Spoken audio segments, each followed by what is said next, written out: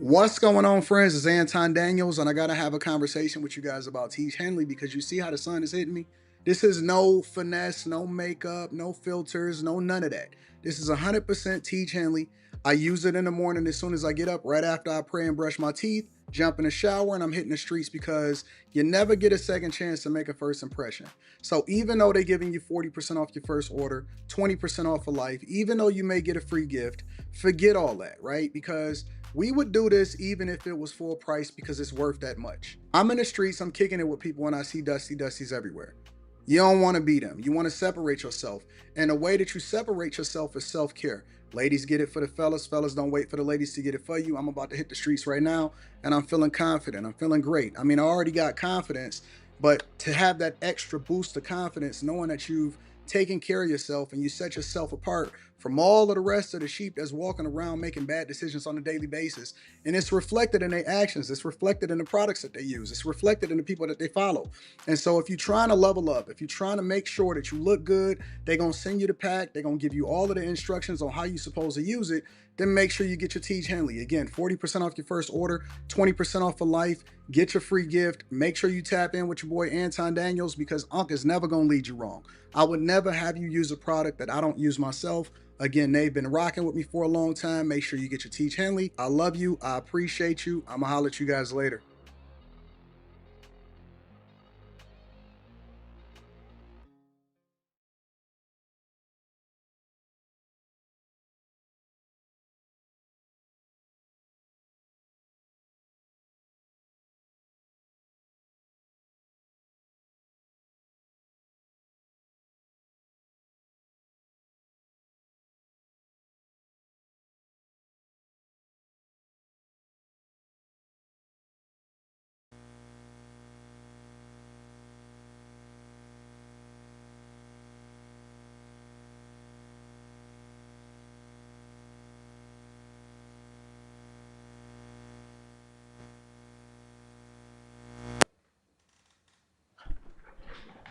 We good? Testing, testing.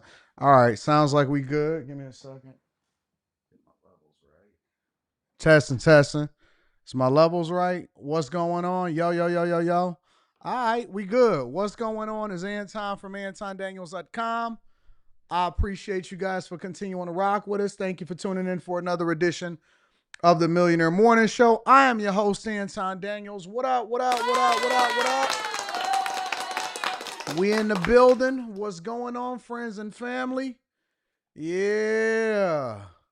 No, I wasn't muted. I just had to move the soundboard because we was using it yesterday in order to ensure that I shot an interview.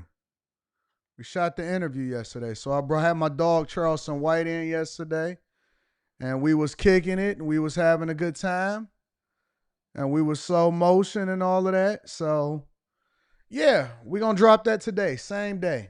I started to drop it yesterday, but we got finished recording so late. We was recording till like 12, 1 o'clock in the morning, and so we was kicking it. And so I was doing a lot of recording yesterday, but I did have that edited already. So 1.5, 2 hours of madness. It is going to be dropping on the Anton Daniels channel. New Charleston White interview. Oh man, we talked about some stuff. But the thing that makes it cool to talk to Charleston from my perspective is that we don't just talk about popular culture stuff. You know what I'm saying? Of course, he touched on Boosie. He touched on Young Thug snitching. He touched on Steven Jackson. He talked about a lot of that type of stuff. But we spent more time talking about what was happening in Chicago, the black culture in DC. We spoke about a lot of the deep diving, and then he was giving a lot of insight into how the money is allocated and one of the reasons why a lot of these black politicians or these liberal politicians, they are advocates against updating or fixing the crime in the communities. So we went into a lot of really intelligent conversation and deep dived. We talked about Aiden Ross and what they stream, what their strategies was, and all of that. So it was really good, bro. It was a really, really, really good. What up, Majestic James in the building? It was a really good interview. It was a really good interview. Young Thug snitching, all of that. We gonna talk about that tonight on After Hours. So that's gonna drop. I'm thinking it should drop at about 8 o'clock, 8 p.m. Eastern on the Anton Daniels channel. I already got it uploaded. I'm gonna set the time. Probably do it as a premiere, and it's gonna be good stuff.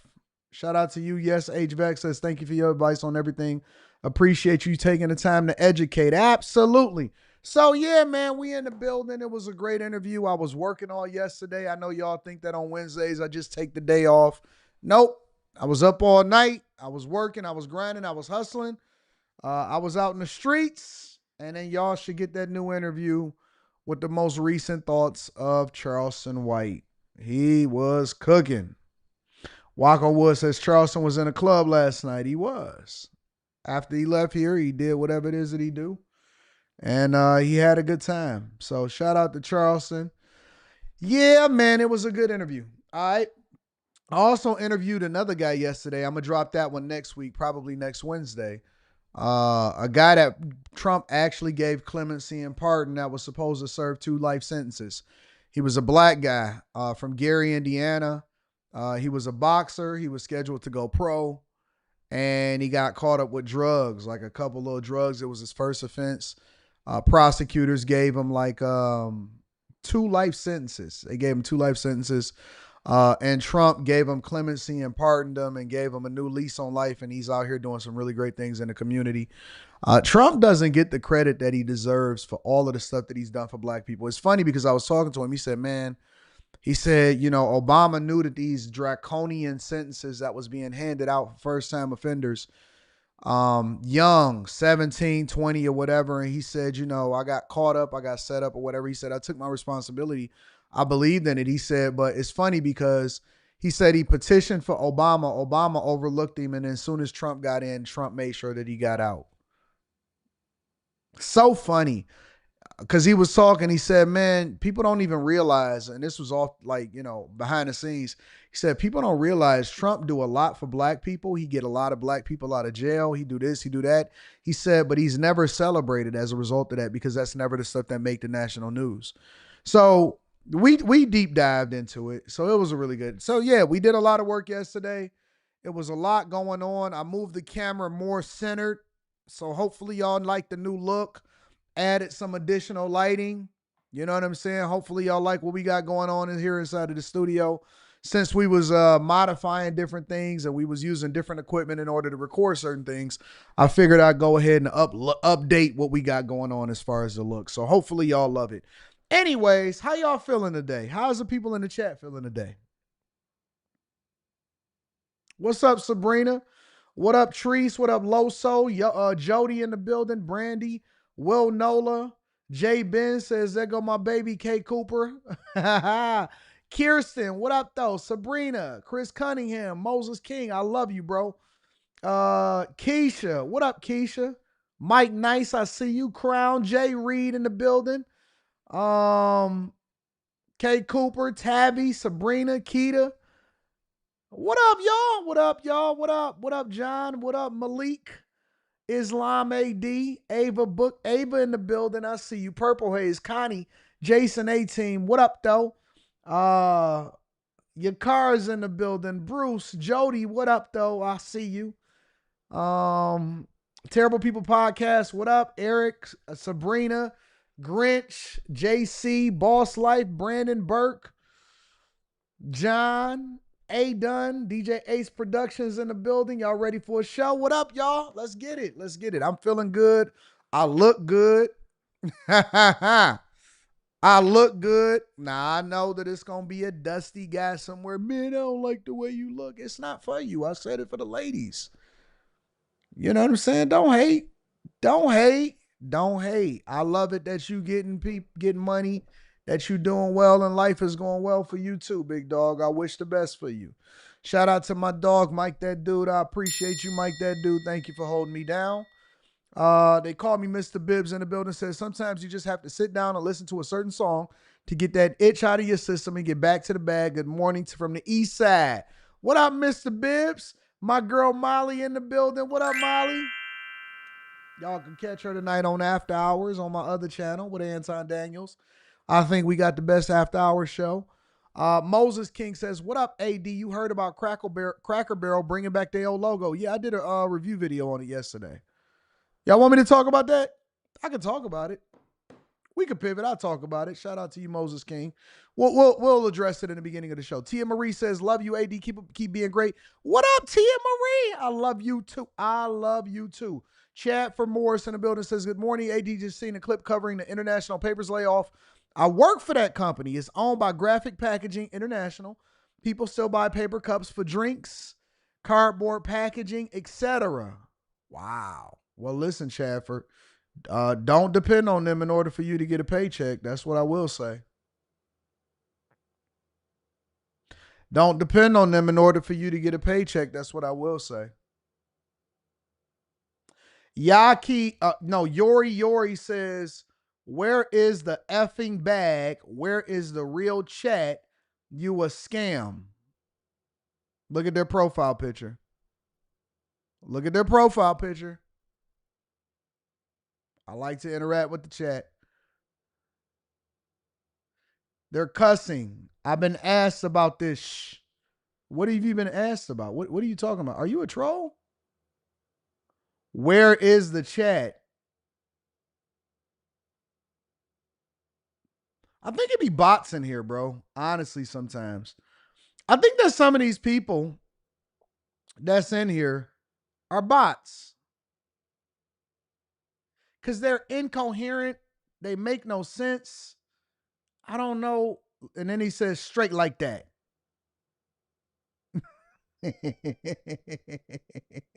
Then they say, you know what's good?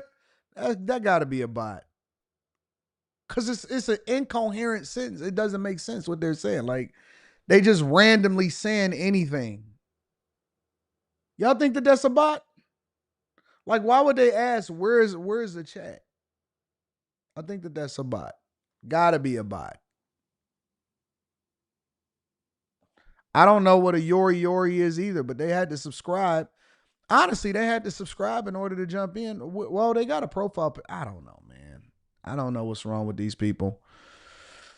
Anyways, yeah, we could talk about it. Let's go into let me pull it up. I'll let y'all determine a couple different subjects here and there. Let's see. Cracker Barrel. I covered it yesterday, but I'll talk about it here because obviously I talked about it yesterday on the Anton Daniels channel. Cracker Barrel.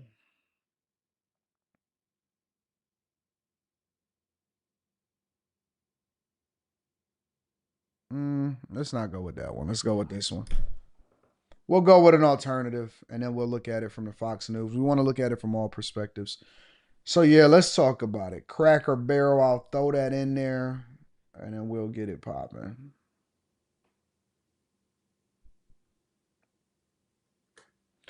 We'll pivot on the show.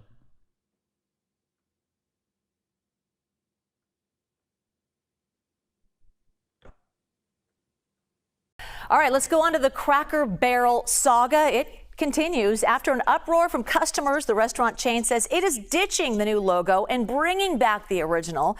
So you can see the original logo on the left and on the right, the look that sparked all of this controversy. So Cracker Barrel's market value by nearly $100 million. It sank. Joining us live now is Greg Mateski, CEO and founder of public relations agency Gregory FCA. So Greg, let's rewind all of this. Oh boy, they certainly got a lot of press on this either way, but the last several years brought some challenges for Cracker Barrel. So why did it go down this road in the first place? Well, if you go back to 6 years ago, 2019, their traffic is down something like 20%. That's one of the highest dips in the entire fast serve industry. And I think it is a slow rolling accident that we're watching here. The share price is now down 70%. And it's really because Cracker Barrel walked away from the promise to middle America. And that was good food, homemade, served quickly at a reasonable price in a comfortable setting. And instead, they walked away from that, and it showed up. And I think it came to a head with the new logo. In and of itself, the new logo really was meaningless, but it was impacted by all the negative feelings from their core constituency, their legacy brand, when this was released. Well, they certainly got a lot of press on this. Let's talk about the CEO of Cracker Barrel specifically. She gave her. I disagree with that 100%. I disagree. I don't think that the new logo had anything to do with their service and the dip in profits. I think that the fact that they were rebranding, they wanted the rebrand to go along with all of the different changes that they were making inside of the actual locations. So, the sprucing it up, making it a little bit brighter, rolling out over $700 million in upgrades, so all of that different stuff. I don't think that the logo had anything to do with the service. The service and the logo were two different things. Actually, if you want to know my honest to God opinion, I'll tell you the real truth. I believe that Cracker Barrel actually got the best marketing and visibility organically that you could ever get. If anybody was a part of their marketing department and if they were a part of this, I would actually give them a raise. Well, why do you say that? Well, everybody was naturally talking about them. They got some visibility on TikTok.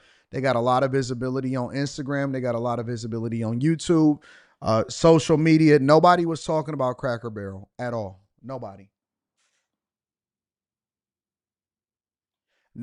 was talking about Cracker Barrel at all. All this attention that they just recently got, man, that did wonders. A lot of people like to always point to the stock price. Oh, man, they had lost $100 million off of their valuation and their stock price. Yeah, but that's all cyclical.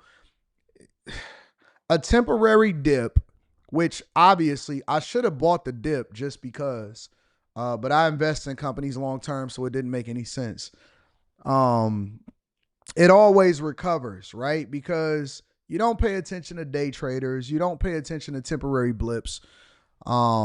You want to look at the long-term prospects. And I think that the visibility that they got, that was better than the Super Bowl because it was organic and it got people to talking about them.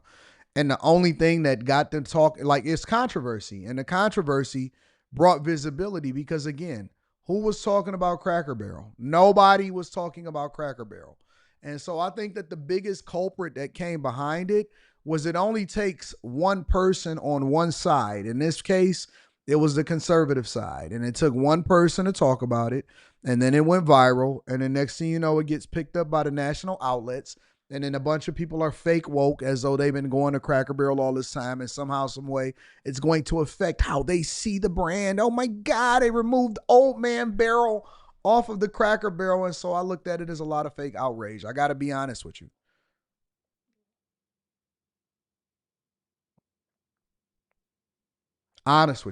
And so it brought visibility. And so people that never was checking for Cracker Barrel or it wasn't on their to-do list, because there's new restaurants and new chains expanding and going out every single day. Now, you know what? Let's go to Cracker Barrel. It's at the top of your mind. I bet you that they're going to see a jump and people going into it. And it's not like they ever changed anything. Like, the food is going to be the same. The suppliers is going to be the same. Somebody said Bud Light is still suffering. All beers are suffering because people are drinking less. But it's easy to market to somebody and say, oh man, Bud Light is still suffering. Every single beer brand is going down in sales. All of them. Because they say that people are drinking less and they're less likely to buy beer.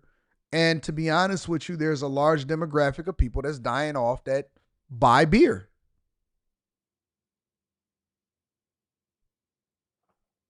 All beer brands are suffering. This is a fact. Somebody said Gillette haven't recovered. I buy Gillette all the time. You know why? Because I don't. When I go in, unless it's at the forefront of my mind, when I go to the store or when I send somebody to the store, right, and I say, yo, go get me some razors or whatever, I get the razors that just is the ones that work the best. Like, you know what I'm saying?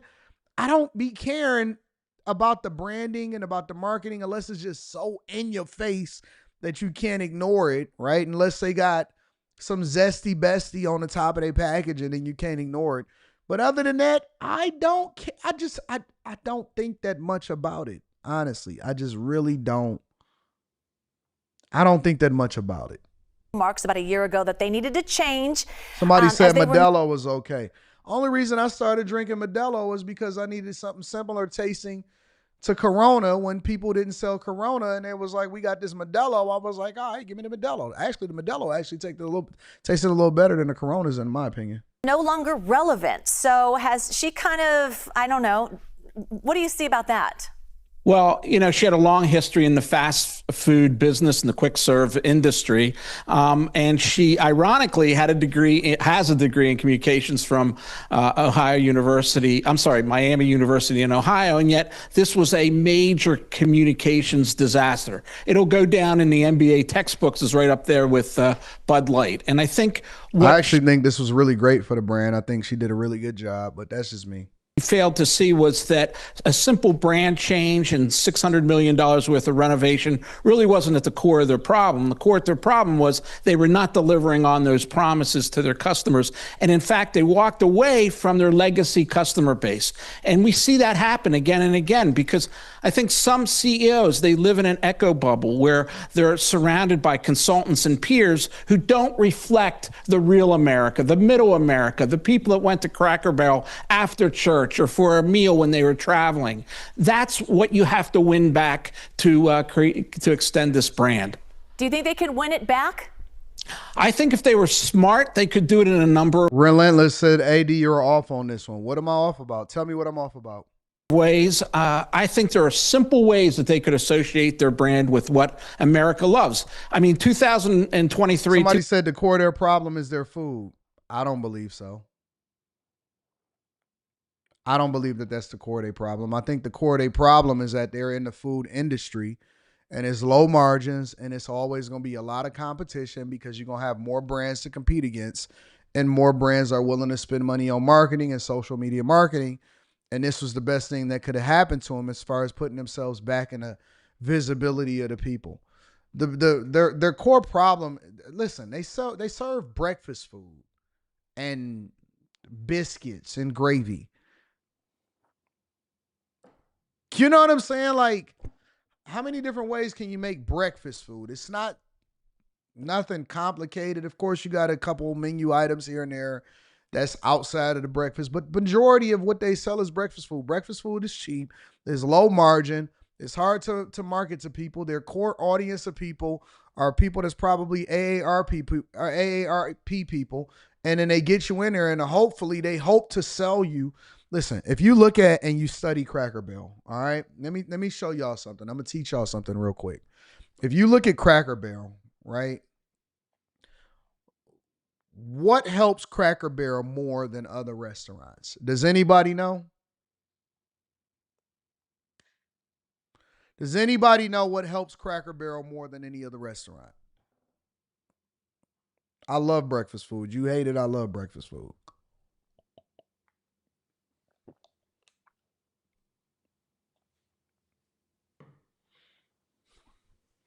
I'm listening. I'm looking for something. I don't want to give y'all too much I don't want to give y'all too much of a hint. Hello, old people. Melinda, you got it, Melinda. You got it. It's the gift shop. It's while you're waiting to get your table, you go in and you look at all of the different stuff that they selling. And so they have it up there by the registers and you go in and you might buy this and you might buy that. And the gift shop actually has higher margins than the actual food itself. The food is supplemental to the gift shop. The food is what gets you in there, right? The branding, the food is what gets you in there. Yes, they're going to make a little bit of money off the food, but their margins are incredible when it comes to the gift shop. And it's similar to what happens in Walmart. Walmart doesn't really make money off of food, even though they are the number one grocer. They sell more than 25% of all groceries inside the United States of America, but they're hoping for you to walk around the store and buy a pillow and buy some socks and get some candles and go over to electronics. And so the gift shop is the thing that generates the most profits, not sales. Sales is different than profits. Sales can come from the lower margin items like the breakfast and the food. The gift shop is the thing that then generates a lot more revenue because it's things that they don't have to worry about as perishables. People sending their food back, low margin. You ain't got to tip nobody. They can just sell it to you right at the register. And most of the time, people buy something from the gift shop when they're inside of Cracker Barrel. So when you start to think about that, right, when you start to put that in perspective, it's supposed to change your mindset on how people are operating from a business perspective. 2024 is an all-time high for country music, right? This is when Beyonce introduced her country album. That connection could be real important going forward in that you find the things that Americans love and that they have history with, and you associate their brand with it. Because most people are looking. Look, when you go to Disney, right? When you go to Disney, when you go to Universal Studios, most of the time people are looking to spend money. They are looking to get an accessory. They're going to find something, especially women. Women love to find something. They're going to get the Mickey Mouse ears, even though the markup is insane. They're going to get the bracelets, Got to get you a t-shirt to show people that you went. You're never going to wear it again except for to do laundry. But people have to get it. And so that's what you're experiencing from some place like Cracker Barrel. The nostalgia, the idea of shopping in Old Town, USA, it means something to them, It means something to them. But their stock price recovered as a result of it. 180, the company says it will revert to its old branding after online anger erupted over a slimmed down logo. Cracker Barrel revealed its new logo. I'm going to just say this, and I don't care what y'all say. As a designer, as a UX UI professional, as a person that has worked in branding, that logo sucks, bro. The old one, the new one, it all sucks. That old man, I know I'm going to be in the minority because I know everybody is sheep and nobody can think for themselves. But that man sitting there with that arm on a barrel, that is a logo maker's, that is a person that builds websites, that is a marketer's worst nightmare. It doesn't go well with anything. You can't slap it up on nowhere for it to actually be nice. It's hard for you to actually be able to use it in different media marketing strategies. That logo is trash and it's hard to work with. It's an ugly logo. I don't care what y'all say. It's a horrible logo.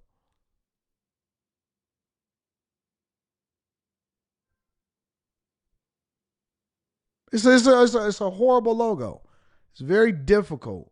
It's traditional, AD. Yeah, I know. Y'all want to be stuck in the old time, old country road. It's traditional, AD. That's why Bennigan's went out of business. And Bob Evans is on his last leg. And all of the rest of these nostalgia, inertia places. Bro, man, listen. The smart people are figuring out how to mix the old with the new. And, they bring in old style, but they update and everything. But that logo is trash. I don't care what y'all say. A week ago, it removed the depiction of an old man and a barrel and dropped the phrase old country store. Shares of the company's stock fell 7% last Thursday as social media commenters described the new logo as generic. Some conservatives also said it took away from the classic American feel of the brand. You can see the stock is up in pre-market about 6.2% on the latest news. It's now essentially flat since the controversy began last week. So everything is recovered, basically. So, the wokeness. If you're investing in a company based off of the logo, then that's a bigger problem. We got bigger problems on our hands. But yeah, it's stale, bro. It's corny and it's stale. And I also again think that people are sheep. And so people I don't listen, Steve Jobs proved this. If it's one thing that Steve Jobs proved, he proved this. Steve Jobs proved that people, even if they say whatever it is that they say, most people don't know what they want until you tell them what they want. Most people don't know what they want until you tell them what they want. And it's a classic example. When they first started introducing cars, people said, no, we want our horse and buggy. It's classic. It's nostalgia. We don't want to change. When they first introduced vehicles, people said, I want my horse and buggy. When Steve Jobs first started working on the iPhone, and if you go and study it and you read about it and you watch the movies and all of that, right? When he first started developing it, everybody was against him, and they was like, people want QWERTY keyboards, they want slide outs, they want this. Steve Ballmer predicted that it would be a catastrophe. And then he reinvested in Nokia phones, and every single person was wrong. And one philosophy that Steve Jobs lived by, he said, people don't even know what they want until you tell them what they want and you give it to them.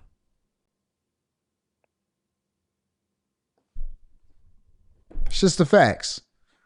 It is what it is. And so, of course, you're going to, as an innovator, be pushed against, and people are going to say, no, don't do it. Don't make me change.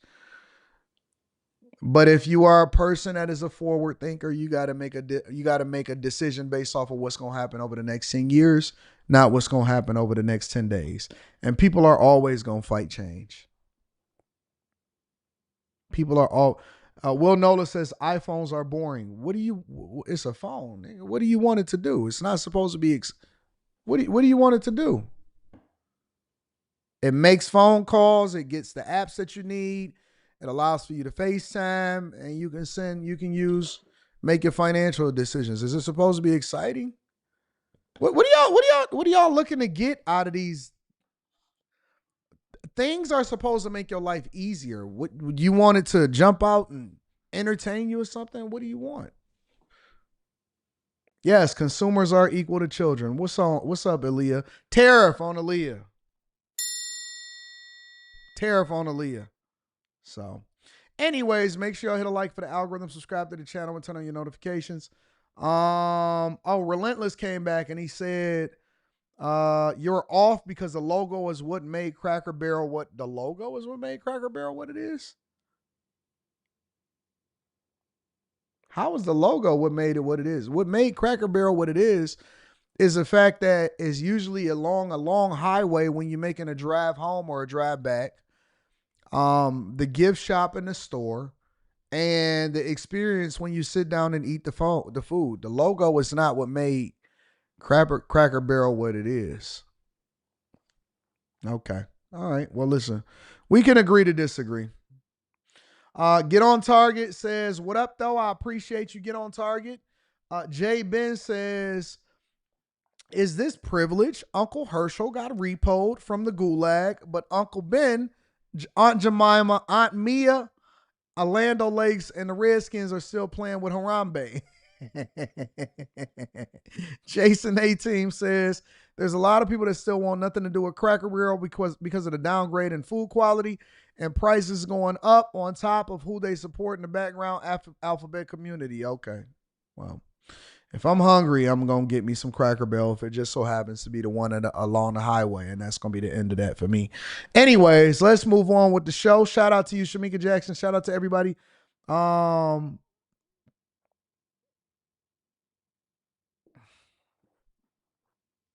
Listen, let me say this. I'm a just revive this war because I know that this is a war that's been brewing for a long time. Android users are Fill in the blank. And listen, I think about it like this. iPhone users don't talk about Android. They don't look at it and talk about Android users. Android users always want iPhone users not to use iPhones. Why is that? I've never seen an Android and was like, or somebody using this big old square fucking Android that got 30 cameras on it and was like, man, I gotta have that device. I've never seen that. Now, what I do see is when we see y'all inside of the group chat and you got the only green bubble, that's a problem.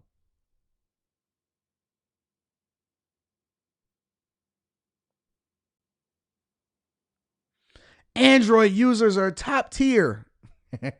Top tier what? Dungeons and Dragons players? Harry Potter watchers? What are they top tiers?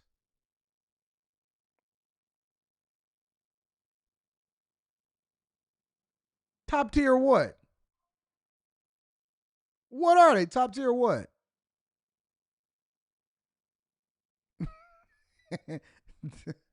Every time you send me that green bubble, I'll be thinking to myself,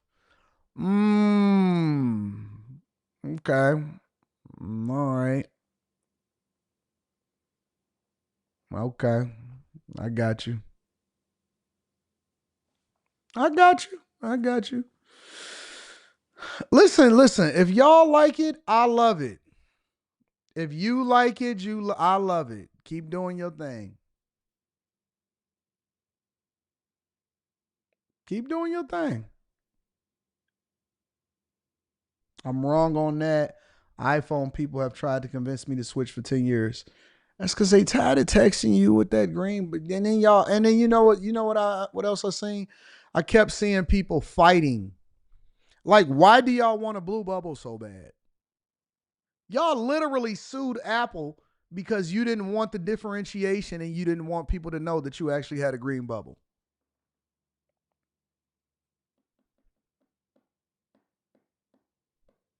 The Z Fold 7 is $1,800. Who cares about a Z Fold 7? Do y'all really care about a Z Fold 7? Like, look at the naming convention. It's so ugly. It's such an ugly naming convention. Why did y'all sue Apple to get the green bubble to try to be blue? Y'all still fighting that in court.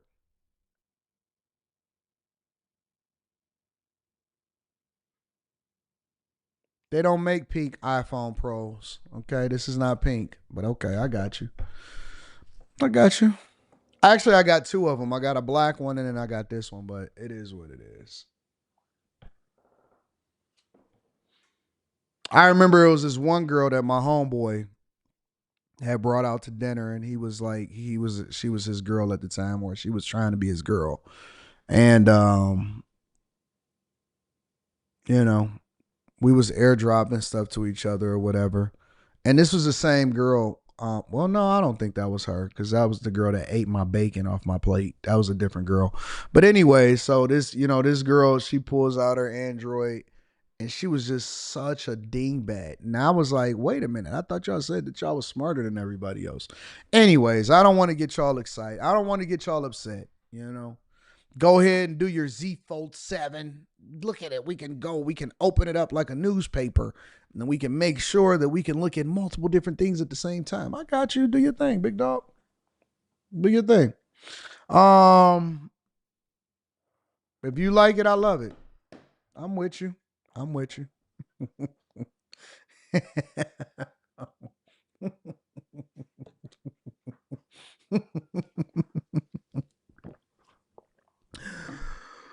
Oh man.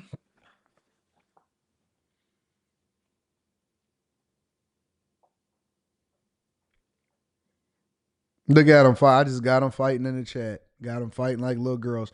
I said one little thing and now they over there. I'm crashing out. I can't believe it. How easy was that? How easy was it to get y'all fighting in the chat about some stuff that don't even matter? What difference do it make? How easy was it to finesse y'all to get y'all riled up by saying some stuff about one phone or the other one? This one is gay. That one is gay. Look at y'all. I'm going to be honest with you. I like flip phones better, and I ain't talking about the modern ones. I'm talking about the ones that can bang out on them. Bam, and shut it and close it up and hang up on somebody. How easy is it to just easily market y'all to where y'all could just jump out of pocket and start fighting with each other? Why is your phone pink? It's gay. I just can't believe y'all just fell for it. I told y'all the other day how easy it is to get y'all riled up, and I use this exact same example, and y'all fell right into the trap right after that. I can't believe it, bro. Why would you do that, AD? Because I wanted to see if y'all learned the lesson. Do you really think that I care about either one? I've never seen a guy say, you know what, I'm not going to bust her down because she got an Android. No, nobody cares. No guy has ever not bust a chick down because she got an Android. Like, nigga, I can't. Y'all are so easily, bro. And this is exactly what they do from a marketing perspective. Do you know that they got people that sit in the boardrooms and they be like, how can we get ourselves to go viral? Do you know that they got people that they pay big money to do what I just did?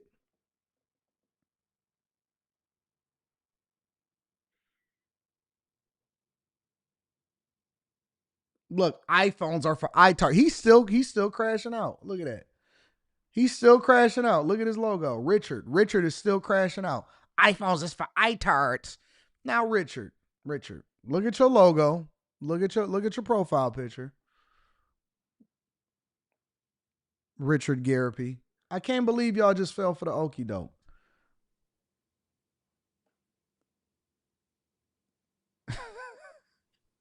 Now, what did we learn? What did we learn? What did we learn?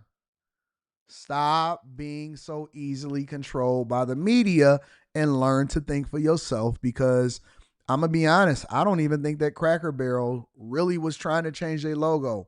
Why would they go on a media tour to make sure that you knew that they changed their logo? I think that this was intentional. I think that this was all a setup in order for them to get visibility into their stores and to get people riled up. And so to get the woke and the not woke and all of this stuff. Honestly, I think it was a finesse. I think it was a finesse. What did we learn? What did we learn? I was about to do a review video on a girl's video the other day.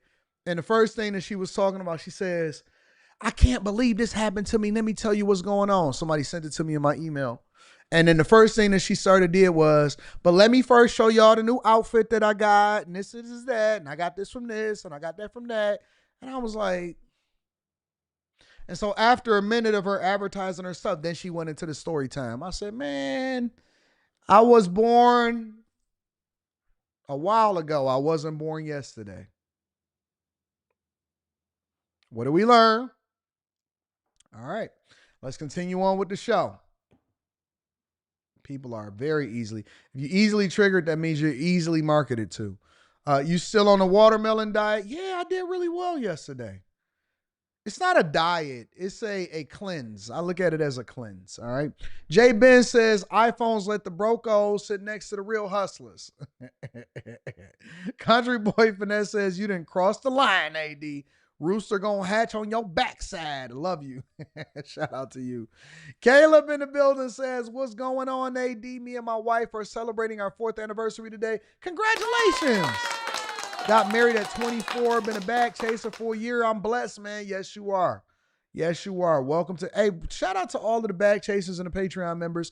We got Block Club coming up this week, Minneapolis School. Pew, pew. Yeah, we covered that yesterday and the day before. Zay says, yo, Anton, hire me. Hire you for what? What you gonna do? What kind of value do you bring, my friend? Let's head back over to Oakland because the police responded. I tend to think that when I cover some of these things that, because I don't see no other content creator doing what it is that I do. I tend to think that when I cover these things that the police officers, that when stuff start to get visibility, that they be like, hey man, look at this. Police responded, more residents responded. Well, Oakland is plagued with side shows, slide shows, drift shows, people setting cars on fire, stealing cars, tearing up the neighborhood, throwing fireworks, and the police officers, they don't even have no police to respond. And this is what's happening over in Oakland. Check it out. Police in Oakland announcing that they did issue more than a dozen citations, all linked to multiple sideshows around the city this past weekend. New tonight, KTVU's Amber Lee live here in studio after speaking with residents who say they are still quite concerned. Amber. That's right. My neighbors tell me they're concerned it'll happen again and that the next time the chaos. Goddess, you said you want to hear the story of the girl eating bacon off my plate? Okay, let me tell you the story real quick. And then we're going to get to the sideshow. All right. This is what happened with the girl that ate bacon off my plate. I've told this story before, but I'm going to tell it for you. Okay, just for you. Because I can do what I want to do, and that's what happens when you own your own content and your own show and you're not controlled by anybody. All right. Stream as long as I want to. I can talk about bacon. All right. So this is a story in 2 minutes flat. Me and my homeboy, we went out. I had Rita with me, and he was one of my homeboys from high school. And he brought this new chick with him, right? And so usually after whatever y'all do or whatever y'all hang out with or whatever, it's some late night after hour spots. Y'all know it's the Rams Horn. We used to be Rams Horn here in Detroit and Michigan. Rams Horn, the IHOPs, the places that's open 24 hours, the Coney Island. So you go down, you go get breakfast in order to soak up some of that liquor after y'all done went out and hung out or whatever. And so he brought his homegirl. He said, "Tom, let's link up." I said, "Bet." So we go to the place, we go to the spot afterwards, and we sit down and we get breakfast food. Breakfast food is my favorite.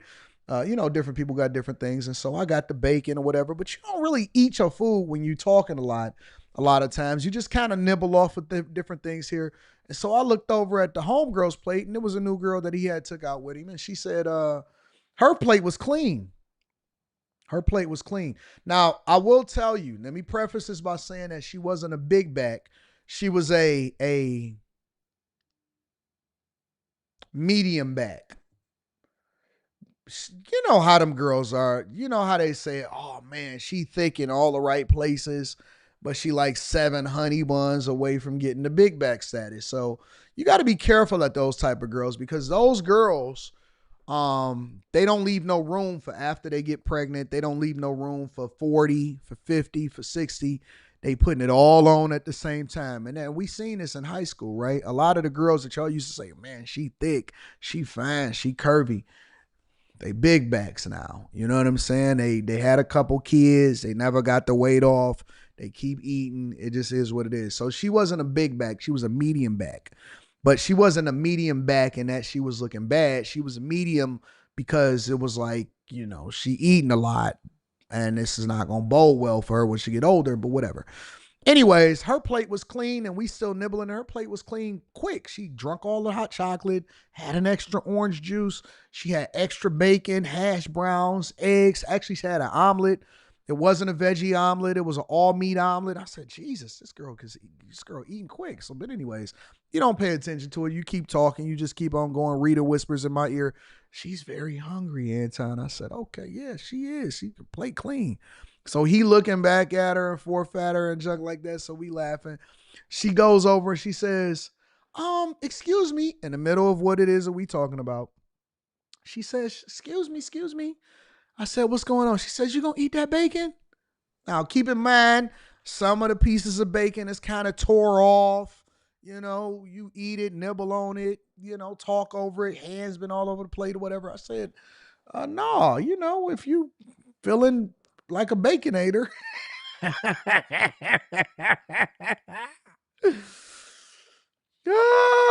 If you feeling like a baconator today, do your thing. She said, "Oh, thank you." She grabbed all the bacon off my plate, and she ate some bacon. She ate all of my bacon. And I said, "Yo, you want us to order you some bacon to go?" And so my homeboy looked at me like, "No, don't do that. Don't do that." So when we walk outside, I say, "Bro, where you find this chick at? She's so hungry." He said, "I don't know." But he said, "I think I'm going to be able to hit tonight, though." I said, "Hey, do your thing, though, big dog." So that is the story. That's the general story of who I like to call the Baconator. All right. That's the Baconator. What's the lesson that we learned today? Everything that we talk about today, we're going to bring it back to a lesson. What's the lesson that we learned today? Don't eat bacon off of other people's plates that you don't know in a restaurant late night after y'all go out and hang out and it's your first time on a date with somebody. All right, that's the lesson. All right, let's continue. Kicking it with a chef, why are you embarrassed? Azrael, you embarrassed for it? It was so funny. I don't know why she asked me for my bacon off my plate. Excuse me, you gonna eat that bacon off your plate? I said, nah, you got it. She ate that bacon so fast. I said,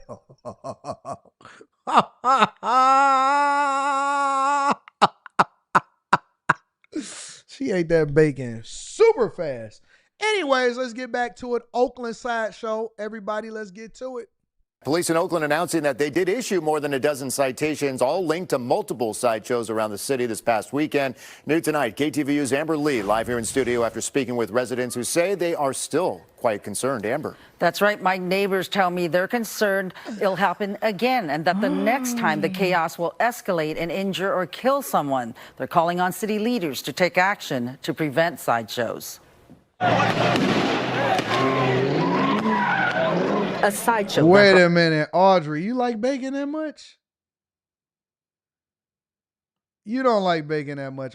Audrey, do you like bacon that much? Hundreds of people, punctuated by illegal fireworks and spectators firing their guns in the air in Oakland's Piedmont Avenue district during the overnight hours of Sunday, is causing fear, frustration, and the thought of flight. I was scared. I was prepping to think, am I going to run? But if I run, we're going to be right in the midst of it. Neighbors tell me their condo building shook from the explosions.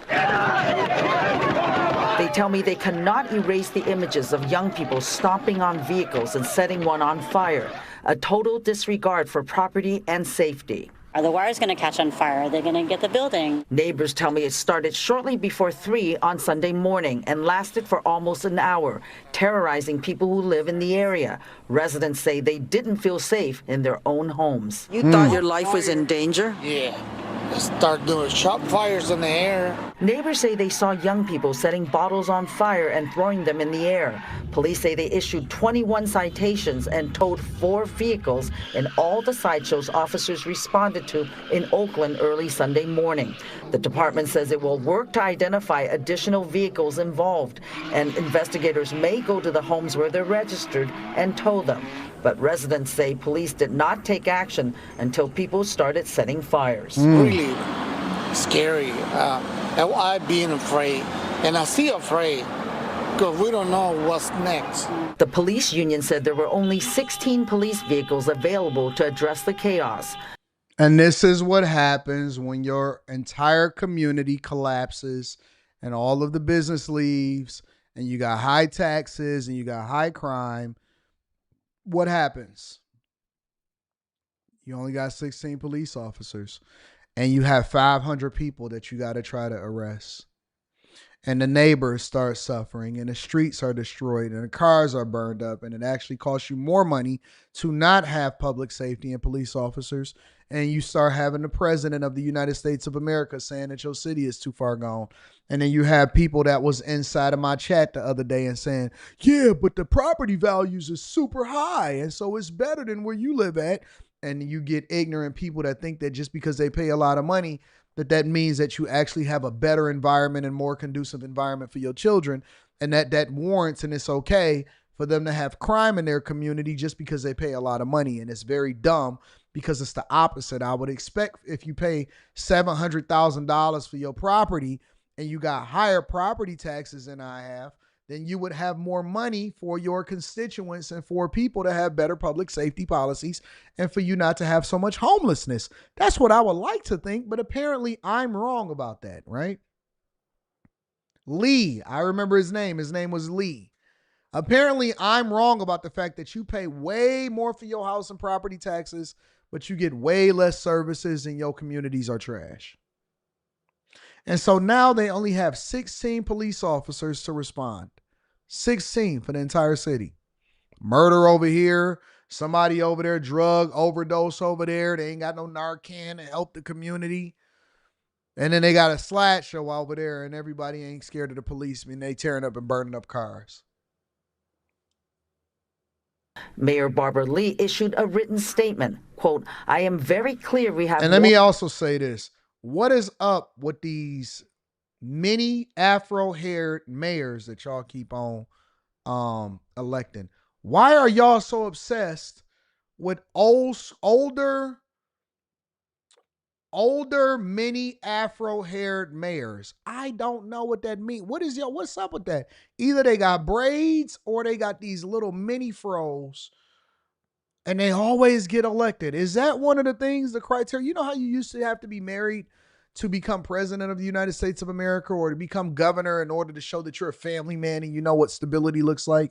What's up with all of these mini fro mayors? It's always a woman, an older woman, 5'1" woman, and she keep her hair shaved and cut. She go to the same barbershop as everybody else in the community. What is that? You know, I believe in spirits, you know what I'm saying? Principalities. And I think it's a mini fro mayor spirit that's running around.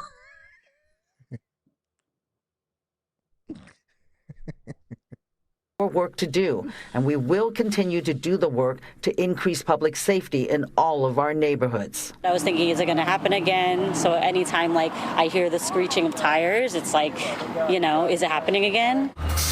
Neighbors say the crowd didn't disperse until the fire crews arrived on scene. Residents are asking city leaders to install concrete barriers and speed bumps to prevent. It's not going to happen. It's not going to happen. But the police officers got their story that they want to say. And I'll tell you that the police officers is actually against the city council and the mayor. Chaos on the streets of Oakland, fireworks, cars doing donuts, people jumping on a car, breaking windows, and later setting it on fire. This was the scene at 41st and Howe early Sunday morning. The Police Officers Association says there were 200 cars and an estimated 500 people gathered for the dangerous and illegal stunt show, but only 16 patrol cars available to respond. We don't have the resources to handle an event that's that magnitude. Wee Win, president of the Oakland Police Officers Association, says the department's pursuit policy also makes it challenging for officers to respond to such a large sideshow. For example, people often use stolen vehicle to participate in sideshow. That's why you see some of these vehicles are set on fire because those are stolen vehicles that they use. But for one thing is we cannot pursue any of those stolen vehicles. Even though it's at 2 o'clock in the morning when there's very light traffic. Oakland Police Department. Do you see why do you see why everybody is handcuffed? You see, police officers don't make policy. Police officers don't come up with funding. Police officers are basically on the front line handicapped. They're fighting with their hands behind their back over in Oakland and in California. You know why? Because all of this protesting, y'all overcorrect, and what does it do? It actually ruins the community. So what he's basically saying is, it doesn't even matter if the car is stolen. We can't pursue it. Do you know how dumb that sounds? Do you know how stupid it sounds that they can't even chase a stolen car? They cannot stop a criminal from being a criminal because they have rules in place that prevent them from stopping the criminals. That's crazy. That is crazy, bro.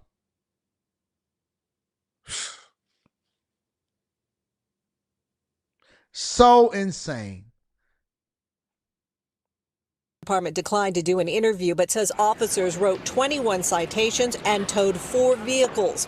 Investigators are now working to identify additional cars involved in the illegal street show. Kathy Mill has lived here more than 30 years and says sideshows in Oakland are now getting out of control. It's terrifying. It's a residential neighborhood. The video I saw, the cars were zooming around and these idiots were running in front of them, like it's part of a game. It's very noisy, and it's very discouraging that the police can't prevent something like that or intervene. Wynn says the department has. Somebody said Danny is hell-bent on hating police. LAPD is only good for harassing regular citizens. They stay away from the big criminals. This isn't the Los Angeles, the police. We're not even talking about Los Angeles right now. This is Oakland.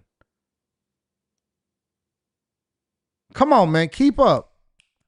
Keep up. We're not even talking about Los Angeles right now. We're talking about Oakland. Look how old that police car is.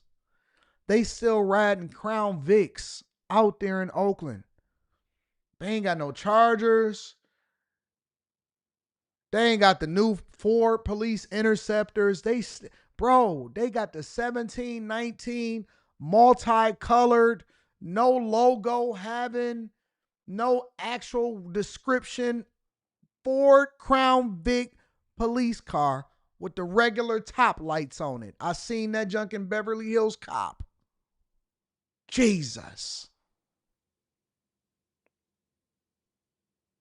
Good God. Oakland, y'all are in trouble with your $701 million properties.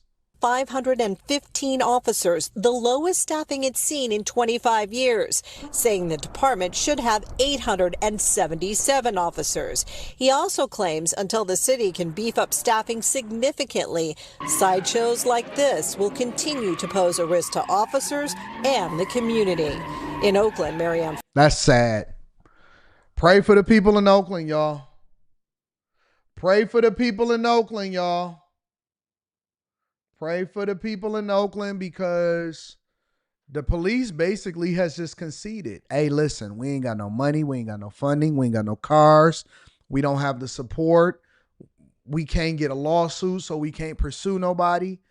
At this point, the police officers is in self-preservation mode, just like the city. The residents is now left on their own. Now y'all got to figure out what happened, and you know what's going to happen, right? You know what's going. I'm gonna tell you what's going to happen. This is what's going to happen. It's going to be a slideshow or a sad show. Something is going to happen. We know that it never is just that. So usually they go and terrorize a 7-Eleven or they go break into something. Now, you know they ain't got that many businesses left in Oakland, but it is what it is. And something is going to catch fire. You know, somebody going to crash and run into a building. Something big, tragic is going to happen. And then they're going to have to send in the National Guard. And then we're going to see protesting from white apologists, black people, Hispanics. We call them black and brown, right? Brown is all the rest of y'all. Asian, Hispanic, anything not white and anything not black is brown. That's how they classify. First, it used to just be black people. Now it's black and brown. Because you're lighter, but you're not quite as white as the people in the Caucasus, right? And so something's going to happen. Trump is going to come in. They're going to start protesting. And then it's going to be Trump is a fascist and he's trying to take over Oakland.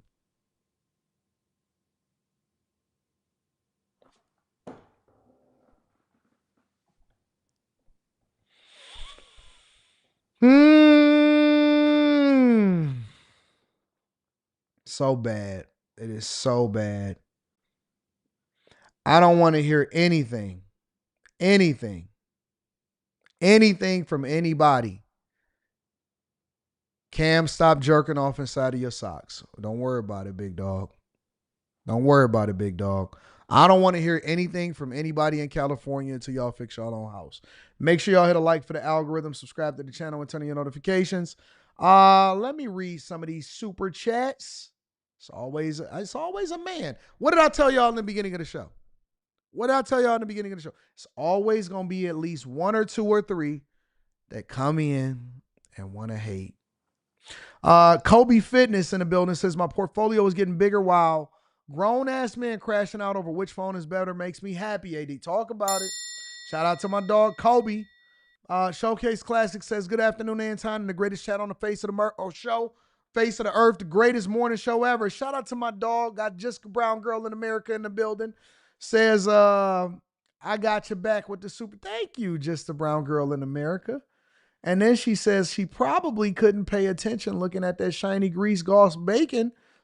When a woman wants something, when she get hungry, there's nothing you can stop. Scad Daddy in the building says, for the mini Afro Mayor spirit, I'm crying. I don't know what it is. I don't know what it is.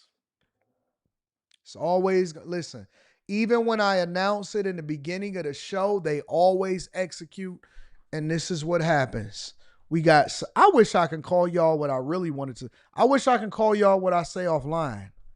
What we grew up calling y'all.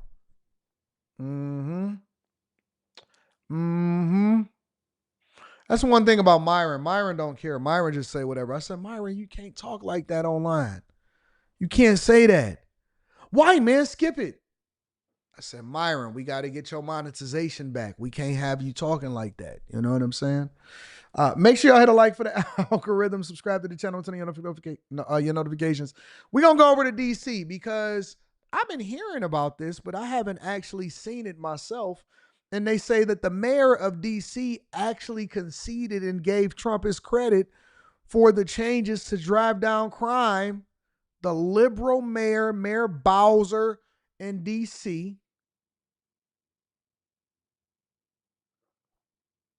actually gave Trump some credit. I don't believe it. So I'm going to review it in real time with you guys. Make sure you guys hit a like for the algorithm. Subscribe to the channel and turn on your notifications. Let's get to it. For carjackings, the difference between this period, this 20-day period of this federal surge and last year represents a 87% reduction in carjackings in Washington, D.C. I want to see all of the liberals come after her. While Brandon Johnson is fighting the National Guard coming to Chicago, I want to see all of y'all liberals. Everybody that's a liberal, I want y'all to go after her, okay? We know that when carjackings go down, when the use of gun goes down, when homicide or robbery go down, neighborhoods feel safer and are safer. So this surge has been important to us for that reason. I want to say that I have been personally engaged with Attorney General Bondi and the President's Chief of Staff, Susie Wiles, and I spoke with the President this afternoon. And I was reminded of our first meeting after his reelection, where we discussed shared priorities for the district. There, I was reminded that the president's interest in cities predates his time in office, and his knowledge of D.C. had significantly increased from the first time he was in the White House. And so we knew that the priorities around safety and investment in infrastructure would be on the president's mind. Now, since this surge has begun, it has been my charge to my team, especially the chief, to make sure that while we have federal resources, that we are strategically using them to enhance MPD's efforts and to make sure that we are getting the best outcomes for DC residents. While at the same time making sure that we're living up to our commitments to DC residents and protecting local control and our autonomy. So we'll say a little bit more about what has worked and what we think needs to change. But before we do that, we're going to say a little bit more about the beautification efforts in DC. So let me first say how proud we are of our city and how beautiful and green our city is.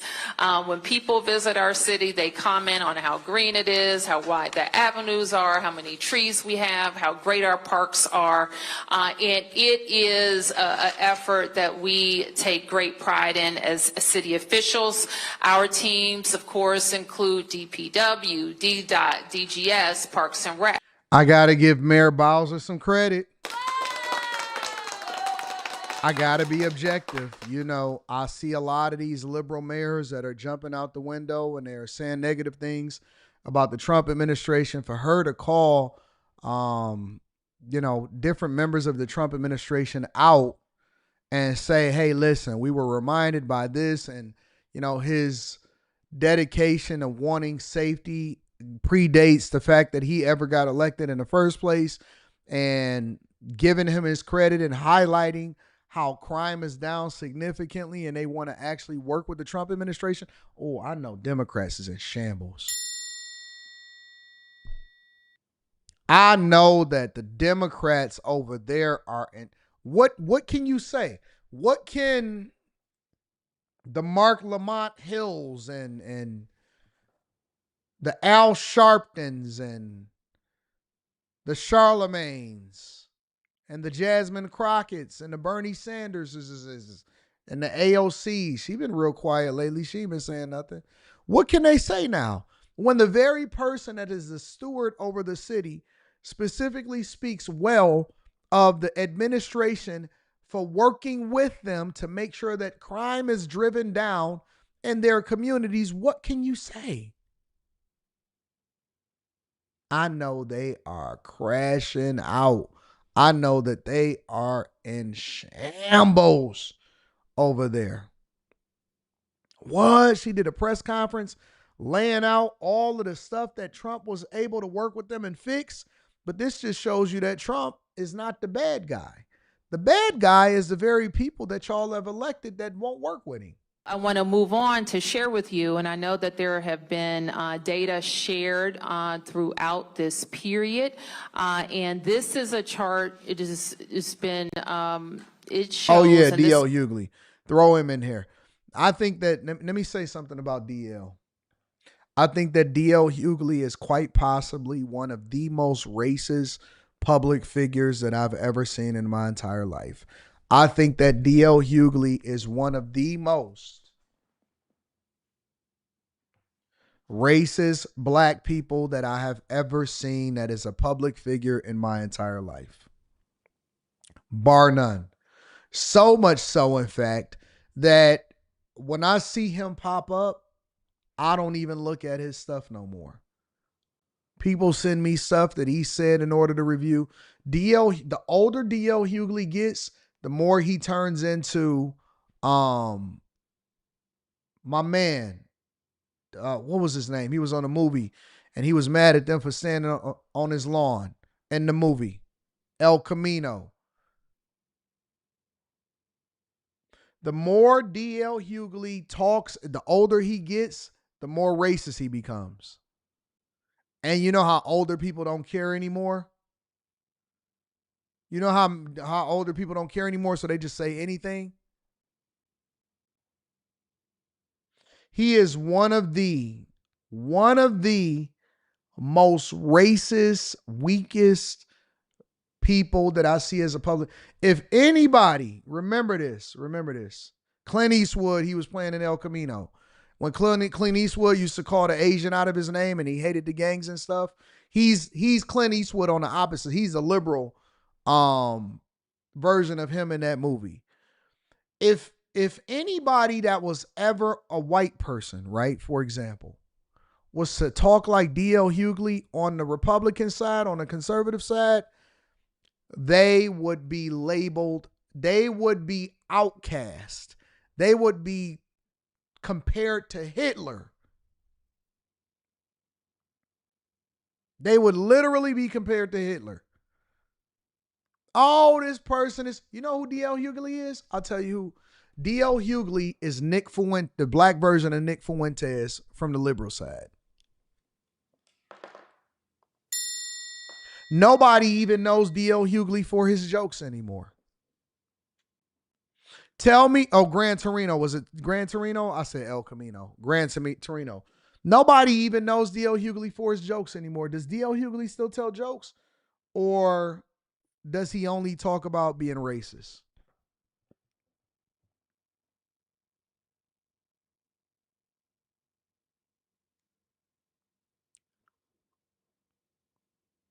He is one of the most evil people that I've ever heard of in my entire. His heart is black.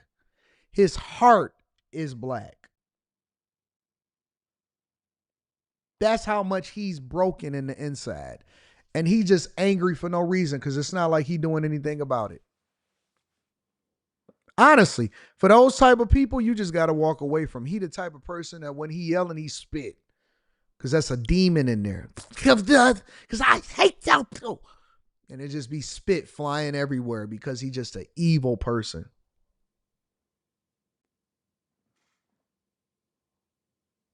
Evil person. And it just he's just turning into a grandpa. He's turning into an angry grandpa. This is the type of categories that the chief reports to me on a weekly basis about what's happening in crime in the district. We've highlighted the area in yellow that shows the impact of the surge of FBI, DEA, ATF, and Park and Capitol Police and other federal agencies in the district. It's so hard for me to look at this when I see the person that's sign languaging at the bottom. Why do sign languagers make faces? I don't understand that. Look at her face. And the federal surge has had a significant increase on crime in Washington, D.C. And we greatly appreciate the surge of officers that enhance what MPD has been able to do in this city. The most significant thing that I can't do this, we bro, are because I can't even watch this because the sign languager person.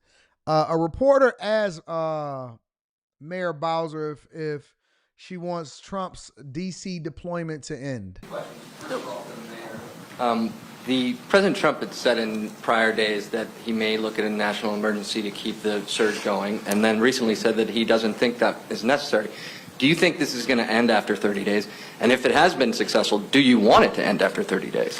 What we want is local control of our public safety ecosystem, and that includes deployment of officers. And we want federal officers that work in coordination with us, DEA, ATF, FBI, who, as the chief just mentioned, work with us on major crime issues all the time. And our officers are familiar with working with them, and they have been helpful in the field. Y'all saying they got to show the facial expressions to the people that's watching? All right, so let me ask y'all another question. Who told the people that's watching that the news conference was about to come on? Who told the people that was watching that the news conference was about to come on? Because if they can't hear it, if they don't know, do we really need sign language interpreters in this technological world now? Do we? Let me stop. Because then y'all gonna be acting like I'm the bad guy. Do you think this is going to end after 30 days? I think we're going to have officers, and we want officers. We want to enhance our officer presence. And for the chief, the chairman of the Government Oversight Committee, Comer, sent a letter to you recently asking for all kinds of things, all kinds of records, and for transcribed interviews with 7 Is that a man? MPD commanders. Is that a woman? Are you cooperating with that? How is that going? We will cooperate. We have been cooperating, and we will continue to cooperate. Thank you. Yes, sir. Yep. For the mayor, could you say why you believe the Trump administration exerting greater control over Union Station would be a good thing? They own Union Station. You said 80, take a class. Take a sign language class? Man, I already got sign language. I already know sign language, boy. That's what they used to teach us with the gangs and stuff. 8 Mile and all of that. 8 Mile, Scony Down. I know sign language. I could do regulars. I could do her job. Everything that she's doing, I could do.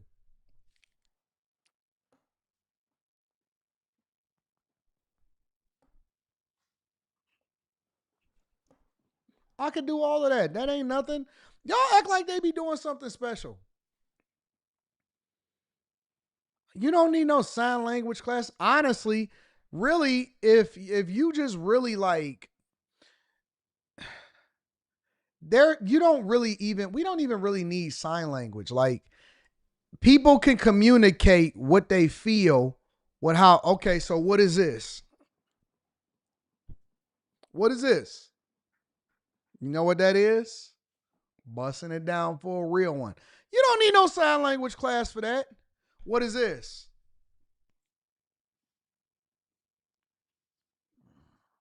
You know what that is? And you done. I'm about to have you over in 5 seconds. You don't need no sign language class. We all know it's a universal language. You fucking bitch. You get on my motherfucking nerves. Oh my God. What does that mean? That means I'm frustrated and this woman is pissing me off. I don't know what to do. She driving me crazy. She just won't shut up. Huh? What is this? Night night. Night night. You don't need all of that extra. You know what I'm saying? You don't need all of that extra. We know what the sign languages mean. It's owned by the Department of Transportation. And it will be a good thing because that station has suffered from needing, some say 12. Y'all got to stop telling me because like you said, I use it to speak to my mother because she mute. Listen. I try to be sensitive to people's needs and stuff. Y'all can't tell me that type of stuff, and the reason you can't tell me that type of stuff is because I can't. Sometimes I can't hold back with the jokes that I haven't, because the way my mind works, it just keep on coming, more jokes, and so you can't say that to me because a lot of times I'll then start to get in this mode where it's like I have to start asking questions. You know what I'm saying? So I'm trying to be respectful.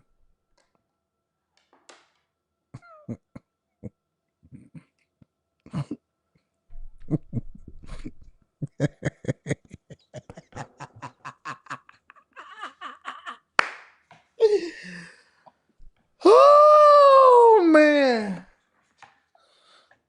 Oh man.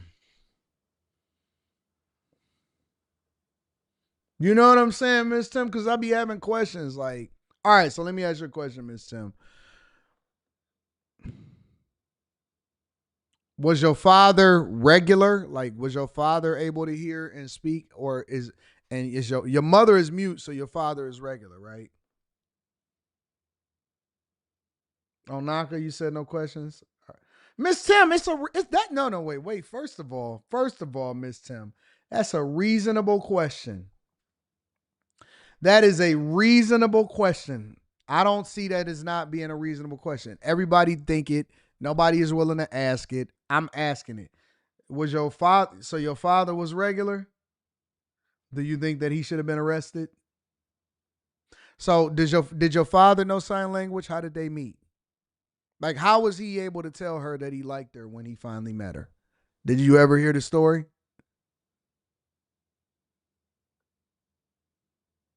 What did he say? I want to know. What did he say? How did he meet her? How did he get her? How did he get her? How did he So your father knew that she was mute? How did he get her? I want to know how he got her.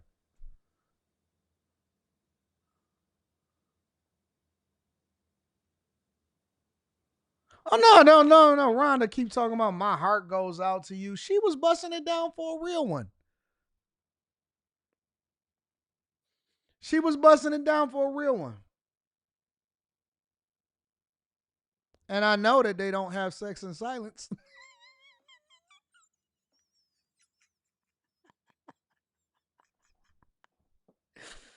He learned later. But how was he able to communicate with her when he first met her is the question that I have.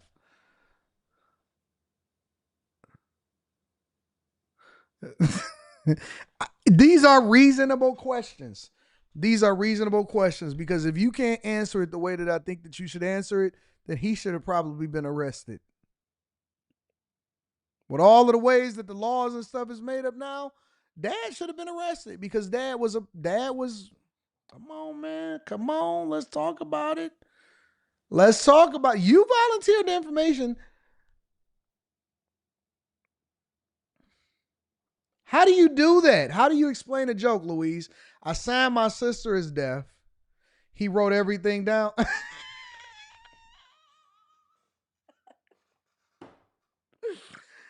Oh, come on, man. Y'all gotta stop. Women, come on. Don't do this to me, y'all.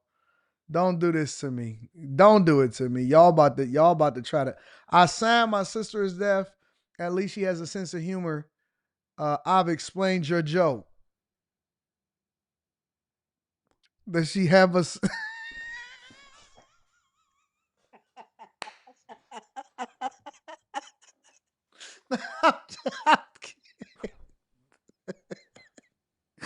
Oh, cause I be wanting to know, man. Cause they can't hear themselves, and so if you busting her down, what does she sound like if she's having sex? You know what I'm saying? Mm, mm.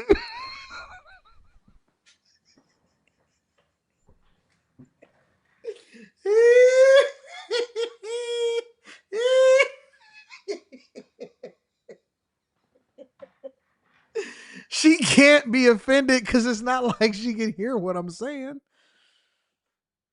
Oh man. She can't be offended. Oh shit. Not Carrie texted me. All right, Carrie, I'm on it. I'm sorry. I'm sorry. You're right. You're right. You're right. All right, Carrie. You're right, Carrie. Oh man. Let me call Carrie because she getting on my head now.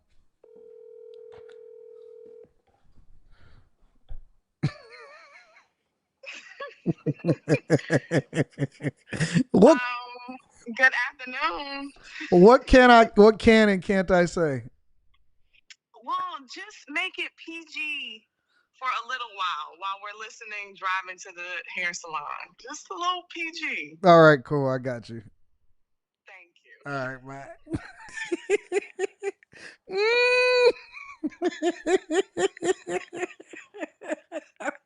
$1 billion, but let's call it at least $8 billion worth of investment in the Ada, I renovation. got you. And that is not something that the district will be able to support. It is an important regional asset. We get it. We get it. We get it. They thank Trump for coming into the city and making sure that everything is taken care of. How do we get here? I don't know how we get here, guys. Make sure y'all hit a like for the algorithm, subscribe to the channel, and turn on your notifications. I don't know how we got here, but that's what we are. We did square in the middle of it. We did square in the middle of it, all right? Oh my God.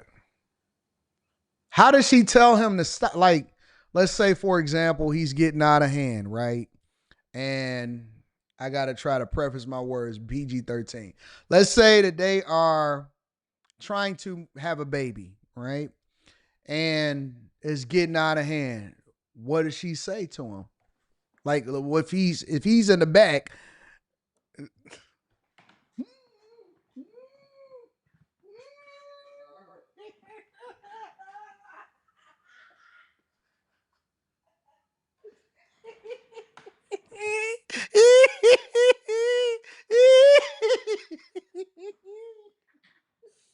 Oh, oh, oh my God. He probably misinterpreted it because she not facing him, so everything is in reverse.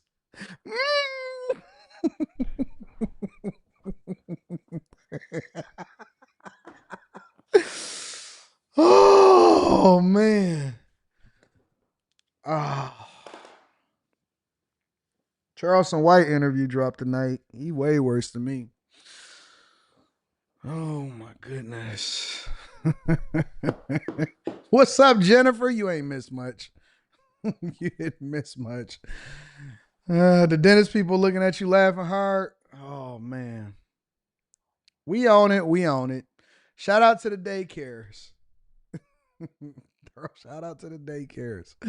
We love y'all. Make sure y'all hit a like for the algorithm, subscribe to the channel, and turn on your notifications. Y'all coming to church with me on Sunday? I promise you. I promise you I'm going to church on Sunday.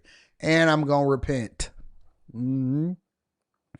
I promise you I'm going to church on Sunday and I'm going to repent.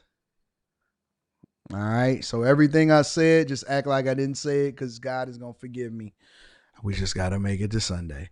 Jay Thomas says, I'm late. Was watching a documentary called Uncle Tom by Chad O. Jackson. It's a must watch. I know Slimmy like documentaries. Shout out to you, Jay Thomas. Who's more despicable, DL or Amanda Seales? DL Hughley is more despicable. Amanda Seales is annoying, you know?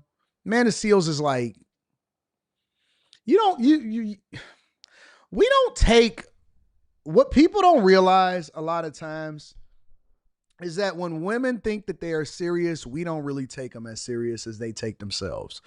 We take guys serious, and so their words hit a little bit differently. Even when women get offensive, we just be like subconsciously, we like, yeah, but she just a woman at the end of the day. I know that they said they won't equal. I know that they said this. I know they said that or whatever. Like if a woman is crying in her car, because I've been seeing a lot of videos of women crying in their car. Oh my God. It's so hard out here. I don't have two nickels to rub together, and I applied for food stamps and I only got $23. Oh my God. I don't know what I'm going to do. I got a flat tire. I'm driving down the street and I got a baby in the back and a baby in the back. You know, women can get on the internet still with all of the equality that we have and stuff like that. Women get on the internet, they put their phone up and they say, I usually always make positive content, but today is just hard. It's hard. It's hard. I've been laid off for 3 months and I don't know what to do. And then they put their Cash App up there. The begging economy is booming right now. The begging economy is booming. If we see a guy do that junk, man, get yourself together. What you doing? He gonna get a phone call from his homeboy, or his homeboy gonna be in the chat say, man, what's going on with you? What's wrong with you? Like, it's unacceptable. So we don't take women serious when it comes to serious issues in the same way that we don't take men serious when they say that they down and out. Hey man, go get a job. That's what they say. Go get a job then. What you doing? Oh man up. You know, it just is what it is. And so we don't look at women the same way. Like when y'all are coming up with tough issues and stuff, or when y'all have a narrative that is supposed to be important, it's like second tier important. You know what I'm saying? No matter how tough the issue is, it's like, yeah, but she's just a woman. Like, and it's not something that we do consciously. It's subconsciously. It's like, yeah, that's just a woman though. Like, I know she concerned. I know she's speaking hard on the microphone, but we don't really take it serious, do we? Yeah, I mean, she didn't really know when she got the position anyway. We gotta, like, even in corporate America, we treat y'all with kid gloves. We don't really go at y'all the way that we need to go at you. You know, let's say you come up with a dumb idea inside of the boardroom and it's time to hold you accountable or something. And so y'all in front of all of y'all colleagues, we know you get embarrassed easily. We know that you get easily offended. You're going to crash out. It's going to be difficult for you to be able to go home. You're going to go home and bother your husband about the whole situation. When we get in trouble, we just get in trouble. It just is what it, you know what? You know what? I'm going to have to put my big boy pants on. I got to step it up. I'm going to have to get in here 2 hours early to make sure that I'm taking care of business. I need to show them that I am worth my weight and I need to execute on everything that I need to do. When women do it, they just can cry. Oh.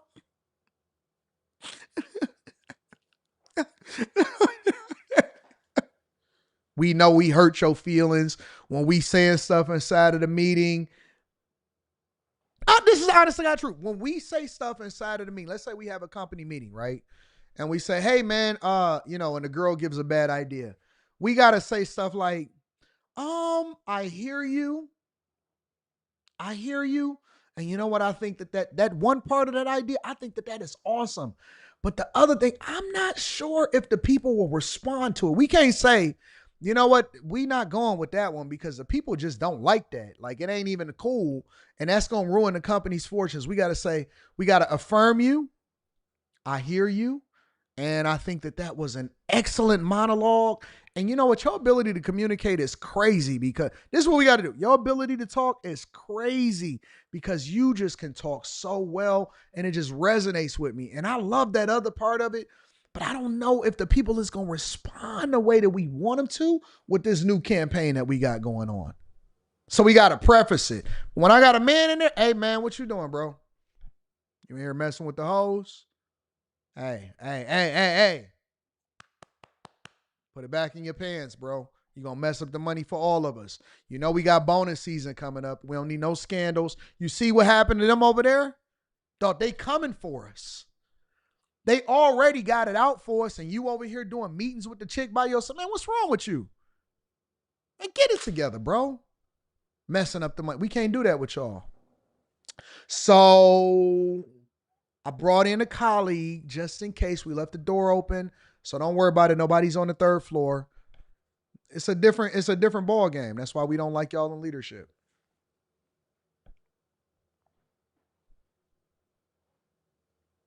It's a different ball game. That's why we don't like y'all in leadership.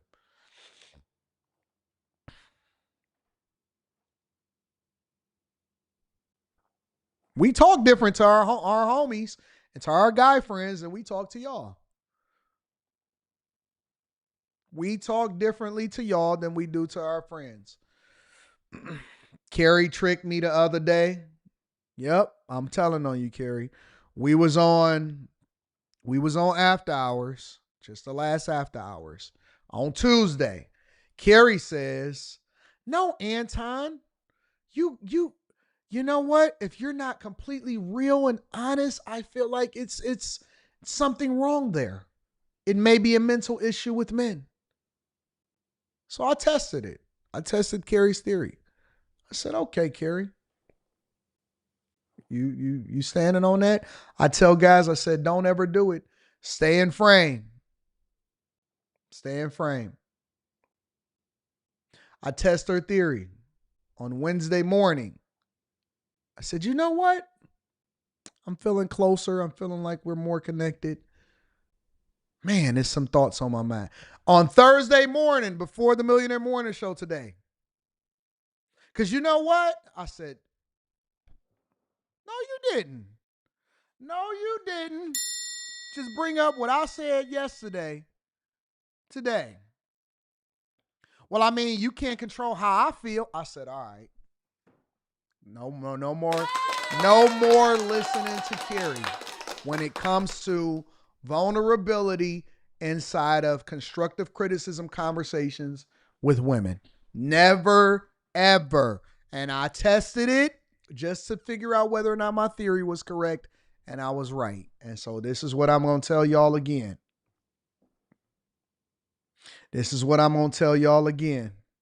Stay in frame. Stay focused and stay in frame.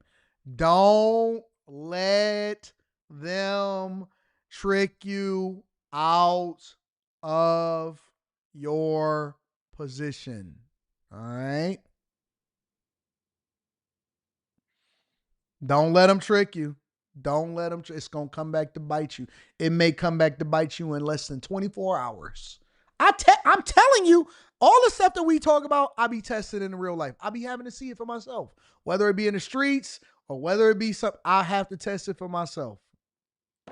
I said, that mother Carrie, me and her going to have a conversation on Thursday. Oh, I'm going to get her. Tonight, make sure y'all tap into after hours. Me and Carrie going to have a little bit of skerfuffling happening, okay?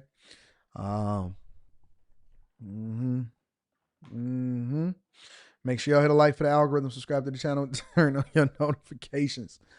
Let me see what else we got. Jay Ben in the building says, come here, spread them.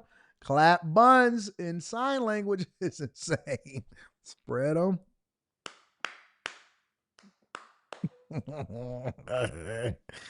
I'm selling newspapers. Shout out to I'm selling newspapers in the building. We love it. 392Q says deaf people sound like you trying to sound out the letter M while you know how hard it is to censor myself with the PG-13 version of this show. Ricky Pruitt in the building. Shout out to Ricky. The Gray Way says, what's good, AD and family? Curious if you've covered or plan to cover Al Sharpton's march on Wall Street today. He joked about Adams and Cuomo not showing up, then introduced Zoran Mamdani to speak. No, I'll cover it tomorrow, though. I'll cover it tomorrow. I didn't even know anything about it. I just now found out about it. Shout out to Me University says Jesus wept. Yes, he did. Messi in the building says quite possibly the most insane derailment of all time. Always been way worse than that, Messi. You know that. Anton out of line says kicking it with a chef. It's okay, though. I'm going to figure it out. I'm getting my life together. I'm going to go to church on Sunday. I'm going to be different on Monday. Dr. Umar must be a woman with the begging. I heard that Dr. Umar actually saved his school, Nell G. Nell G, you look so professional. And I like the pearls. But I heard that Dr. Omar actually saved his school. I'm going to find out some more information about that, and then we're going to come and bring that back to the front of the congregation. In the meantime, where we at? We on story number 4? All right, y'all, let's kick this thing into high gear. Story number 4. Chicago. I'm gonna keep on bringing y'all the updates on Chicago because we're anticipating the Trump administration to be touching down in Chicago relatively shortly. I want to say this before I get into this part of the show that Brandon Johnson looks absolutely ridiculous as a grown man.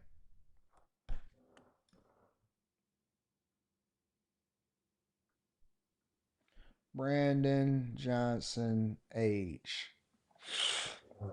As a man that is 49 years old with an S curl, a Mohawk S curl is crazy, bro. A Mohawk S curl as a mayor of a major city that has all of the spotlight and all of the visibility on you is insane. You can't come up with, because if you are, listen, every politician's goal is to grow and eventually go to the highest levels that they can when it comes to being a politician. You are supposed to be marketing yourself 24 hours a day, 7 days a week. To have a Mohawk on national TV as a 49-year-old mayor of Chicago is crazy. I don't even know how y'all voted this guy into office the way that he looks.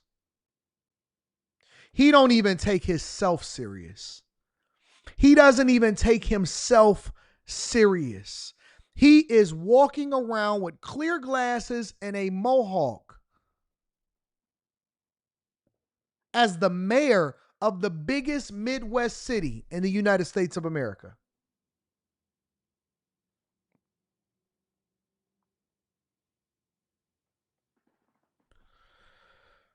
Also today, Chicago Mayor Brandon Johnson is expected to meet with city council members on how to handle the National Guard's possible deployment. Asal Razai is live at Daley Plaza this morning, where another rally over Trump's plans will take place today. Good morning, Asal.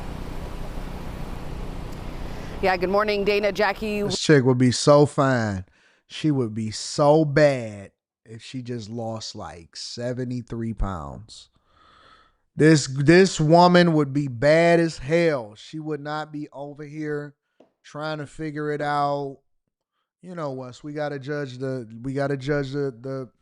commentators, the newscasters, and all of that. She would be bad. 73 pounds, maybe 82. She would be in rare air. Rare air.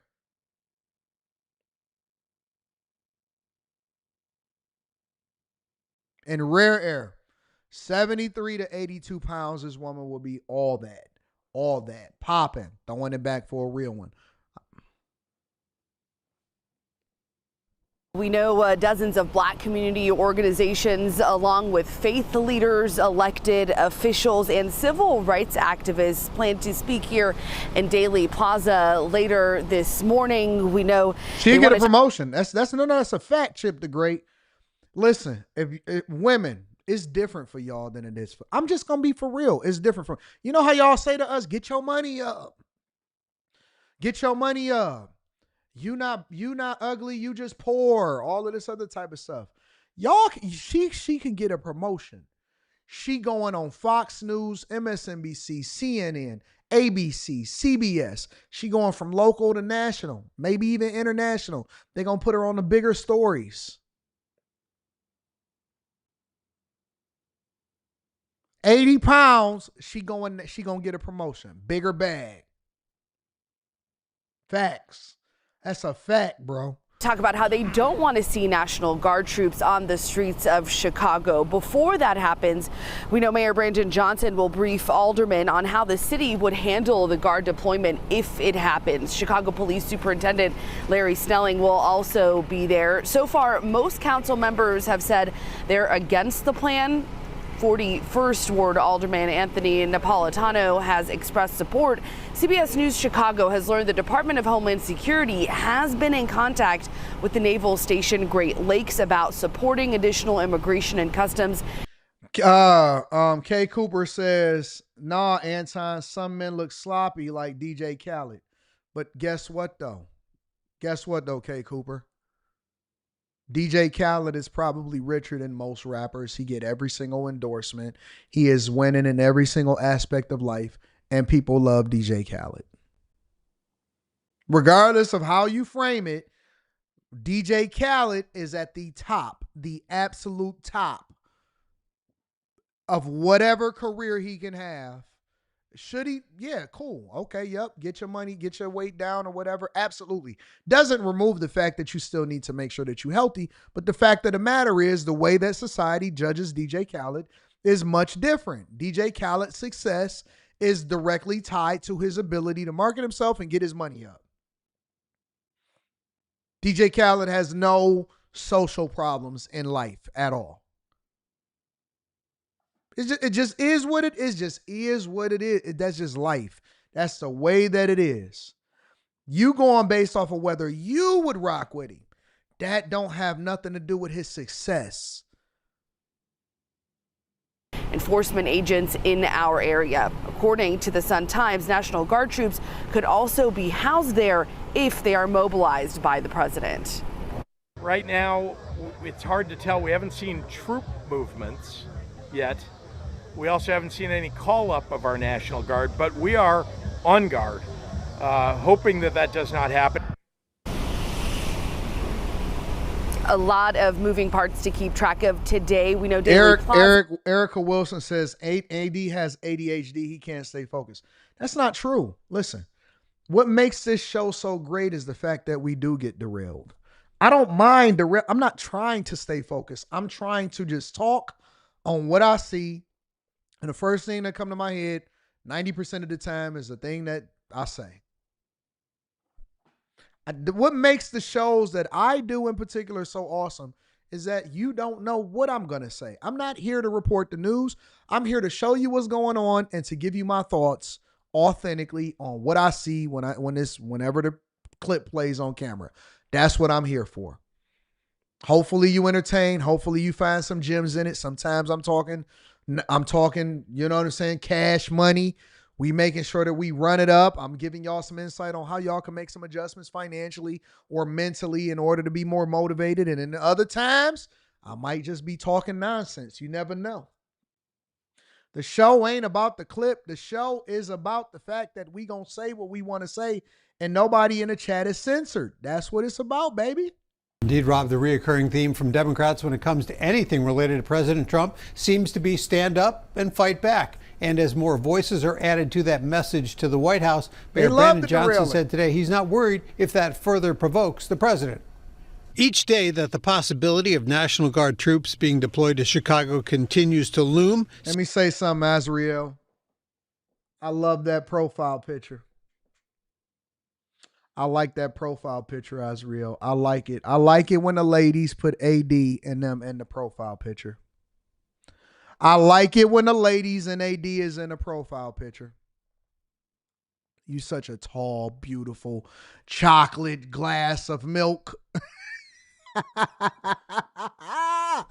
I love it when the ladies got AD in the profile picture. Shout out to my chocolate glasses of milk and all of the ladies that flicked it up with me. Seems to be one more day of emboldenment for those who oppose it. Now, as labor groups plan for their Labor Day demonstrations, they have new motivation to stand together. The kind of quote-unquote help that he wants to bring to the city isn't a help. It's just a trap that we are not going to walk into. Labor groups are prepared for demonstrations if the president sends the Guard here. One day after Governor J.B. Pritzker led a massive coordinated display of unity against such a move, the president still suggesting leaders should be asking for his help. You would think that Illinois would have such a problem with crime, such a bad governor. He should be calling me and he should be saying, could you send over the troops, please? This morning, a small coalition of advocates for victims of gun violence also standing against the need for troops to man the streets of Chicago. We don't need troops on our grounds. This is not a war zone. Shooting victim Samuel Morgan is now being paraded out as a court gesture and as the poster boy for not needing Trump or troops or help or additional police on the ground. Imagine being a shooting victim saying that we don't need more police and we don't need more troops on the ground to make sure that our streets are safe. I'm looking around right now. I don't see a war zone. I go in my neighborhood. I go to the same places where I got shot. It's not a war zone. I go in my neighborhood. I go to the same place. Look at what he's saying. I go to my neighborhood. I go to the same place that I got shot. It's not a war zone.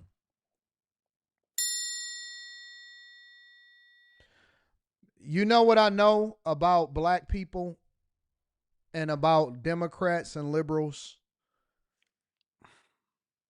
If they're going to be saved, listen to what I'm saying, y'all. If they are going to be saved, they have to be saved from themselves. If you're waiting on the community or the inner city to fix their own problems, then they wouldn't be in the same predicament that they in the first place.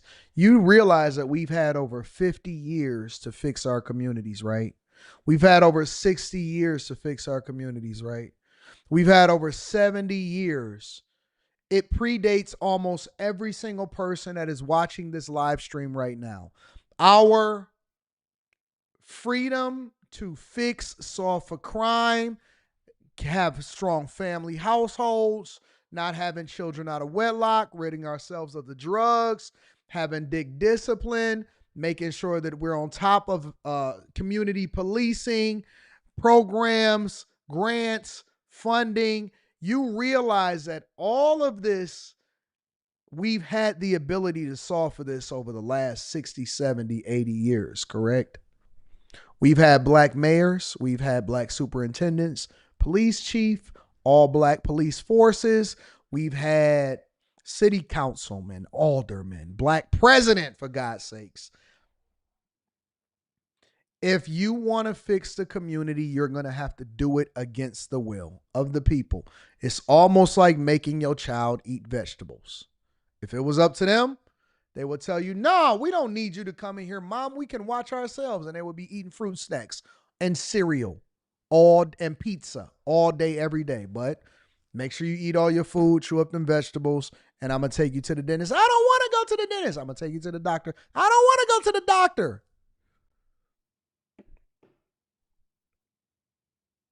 Fixing the black community. Listen, fixing the black community is an involuntary job. It is something that you have to force. It's not something that you can negotiate.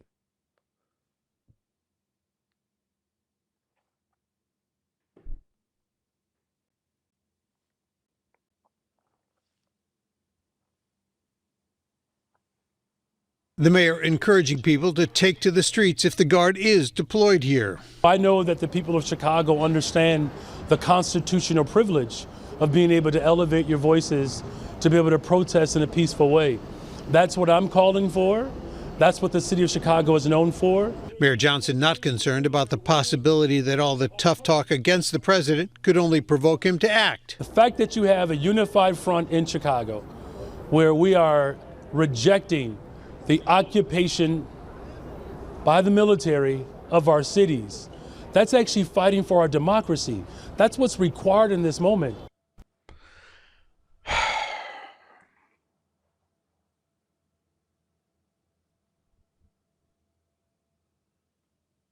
Will be a focus as community leaders plan to rally here at noon today. We're also keeping an eye on that meeting with the mayor, Dana Jackie, and we'll bring you details as soon as we have an update on that.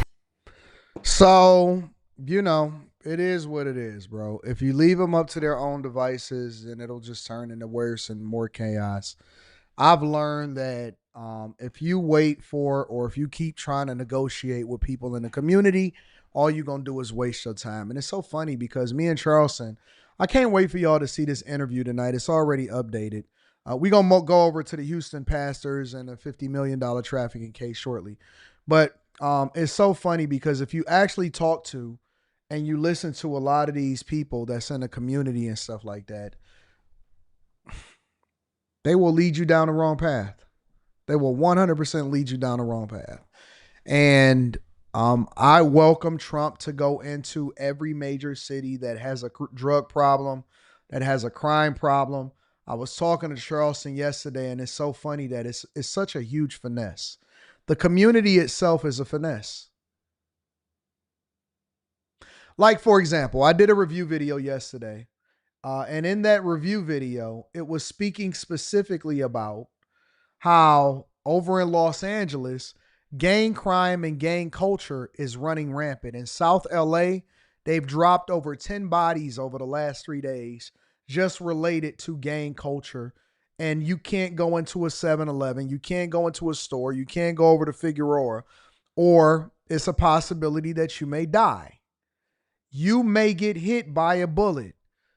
You may be just riding in a car associated with the wrong people and they dropping bodies over there. And so they did a review, or they brought in the police chief and they brought in Karen Bass as usual. And they asked them and they said, well, what are you doing to solve for the crime? Which all of these cities is basically just ripe. They're just making themselves ripe for the federal government to step in and take over, right? And so they asked her, what are you doing to fix the community? What are you doing to make sure that you solve for these murders? And you know what she said? She said, well, we're deploying more community advocates to try to negotiate between the different people that are doing things and the prevention officers and stuff like that, the prevention advocates. The interview is going to drop at 8 p.m. Eastern tonight. It's going to be a premiere right before we jump on the after hours on the Anton Daniels channel. And I asked Charleston yesterday, I said, Charleston, what do you think about when they say stuff like that? What do you think about when Brandon Johnson says we need more community involvement? We need to deploy more resources. We looking for $800 million and more dollars to do prevention programs and all of this other stuff. His eyes lit up.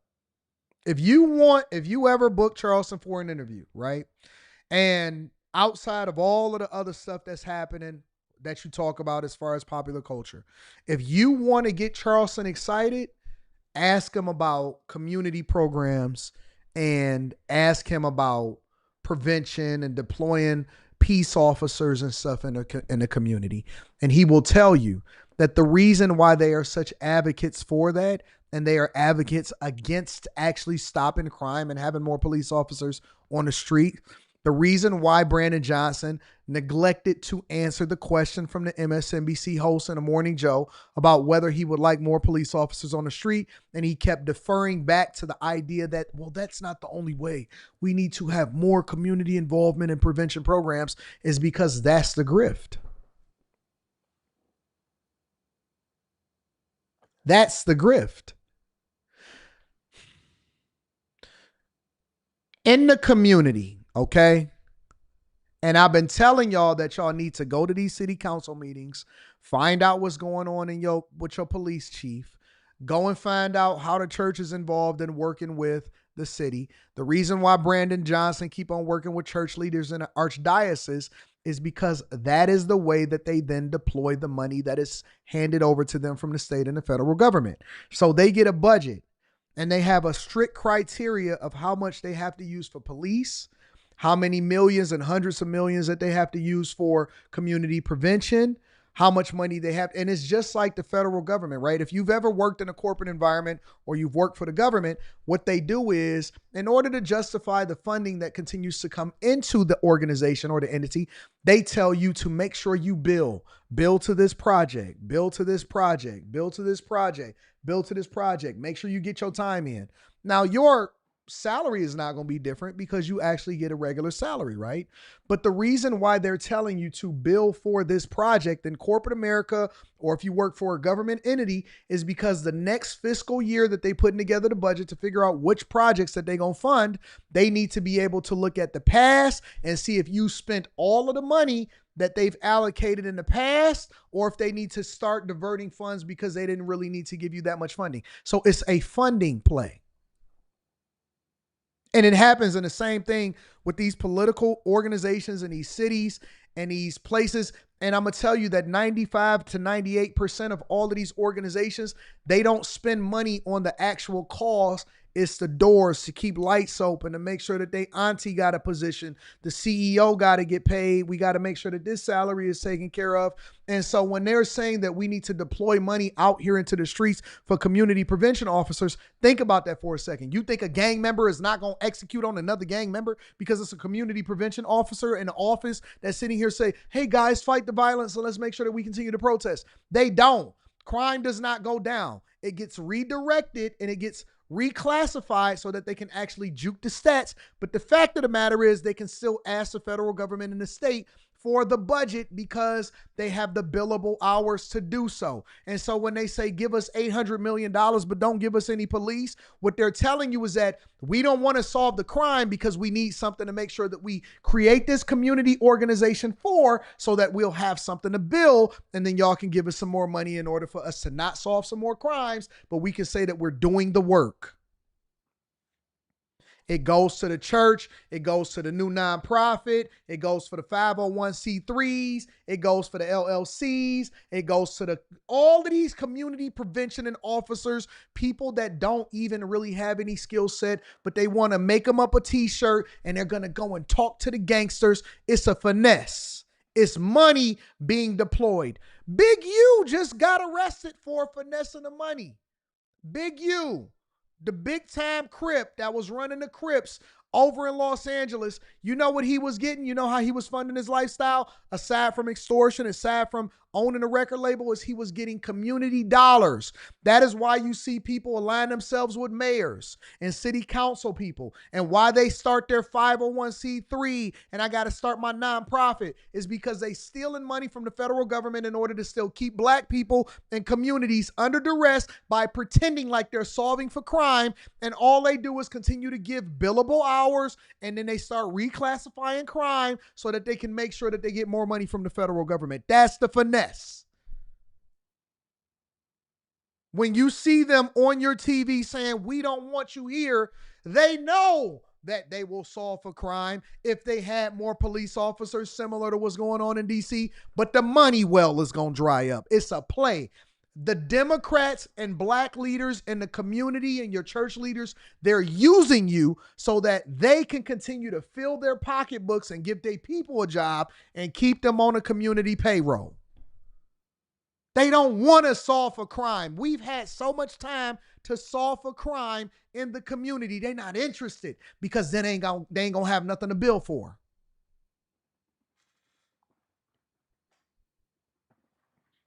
And you fell right for the trap because they didn't tell you what the play was. They just told you, they gave you a sign and they said, go out and protest. They didn't tell you why you were protesting. The word of God says, in everything you do, get understanding. In everything you do, know why you're doing what you're doing. This is why I have a conversation with you guys. Aside from all of the entertainment, we go into this, we cry, we laugh, we play, we crack jokes, and then we bring it back. We talk about the money, but I also am teaching you how to think for yourself. I'm teaching you how to think for you. You don't believe me? Go and look at the city budget and see how much money, how many hundreds of millions that they deploying in order for them to have community services. And then look at all of the people that own the 501c3s and is getting nonprofit. Go look at your city budgets. Go look at it. Look how much money they're deploying into the community and ain't solving for nothing. What, you think that they wanted no cash bail because they actually cared about the community? Boy, they keeping you in the cycle so that they can fill their own pocketbooks. They don't want no cash bail because they actually think that that's going to make things safer. They doing it because they want to make sure that they keep you in a cycle to fill their pocket. Your criminal activity keeps them getting money. It keeps them with a job. The only thing that they got to keep figuring out is how to remarket themselves to you. So what they do is they say, well, Trump is a fascist. This is authoritarianism. Oh man, they're trampling over our community rights. This is not democracy at work. They don't care about your life. Why you think that all of these 501c3 community organizations don't show up when black people get killed? It's mass shootings in Chicago right now. Just this past weekend, you don't see a march in place to stop the violence.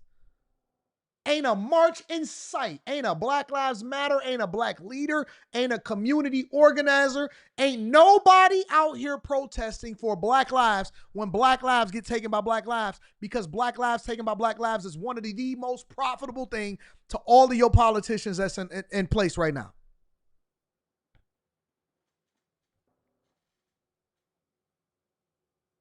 You know when Black Lives Matters? When it's profitable for them to continue to do so. And you a fool because you let these people come in and take the lives, thousands, millions of lives over all of the decades, and you wasn't wise enough to educate yourself on what the real... See, black people are right when they come to me on my platforms and say it's systematic, but it ain't from white people.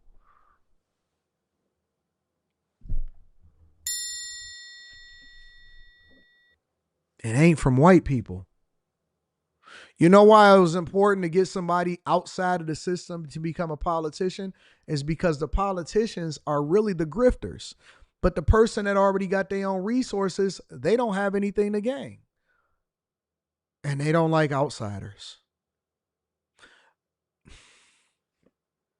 They don't like outsiders because outsiders mess up the money. Do you know how many people was angry at the fact that USAID is gone? You know how many people is pissed off that they can't funnel money and get Sesame Street over there in Iran in order to try to program them people to think like us? You know how many people is pissed off because they money well is dried up because they started to do the Department of Government Efficiency to figure out exactly what's going on, and they found out that ain't nobody working but everybody's stealing? Do you know why they are so mad? Do you think that they actually don't like Trump? Bro, before 2016, they loved Trump. Trump donated to both Democrats and Republicans. He used his plane to help black people. Do you know that Trump has freed? Do you know that I just did an interview yesterday with a man that Trump freed that had 2 life sentences? I told y'all that in the beginning of the show.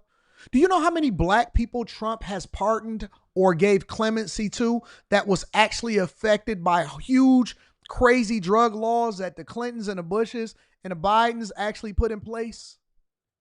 You know how many black people are out here actually saving lives and keeping other black people out of jail as a result of some of the things that Trump has done?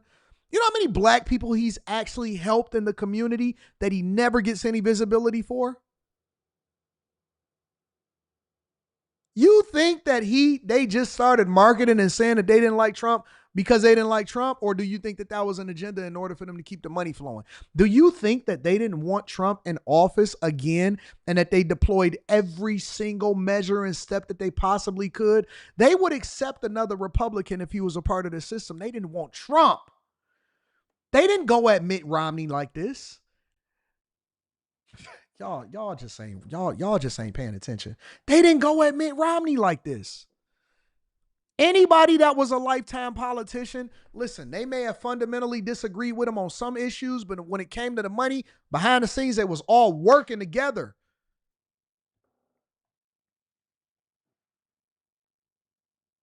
They can't come out directly and tell you, man, Trump is about to cut off the money. They can't do that. You know how many trillions of dollars Trump is taking in from tariffs on things that other politicians promised that we would do? Even Democrats 20, 30 years ago said that we should have did, but then they went against him. You know why? Because they've been broken. They've been corrupted. They've seen the money. They've been in the system too long. And this is why you got to be careful on who you align with and who you put your money behind. You out here protesting and marching and going door to door for people that ain't doing nothing but using you as a slave, boy. The real slave is you because you too ignorant to even know what you're doing. You advocating for something that's against your own people. You the slave, dummy. You marching for something that somebody gave you a talking point about. You can't even articulate what it means. You don't even know what authoritarianism means. You don't even know what a fascist is. Y'all put on these Black Lives Matters t-shirts and then they took y'all money and they got all of the corporate money and they went and bought houses.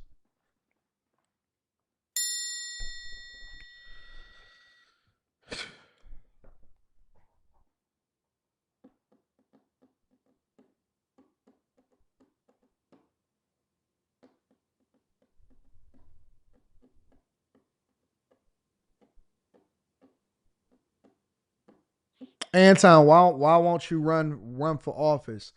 Because I don't want to die. Because I don't want to die.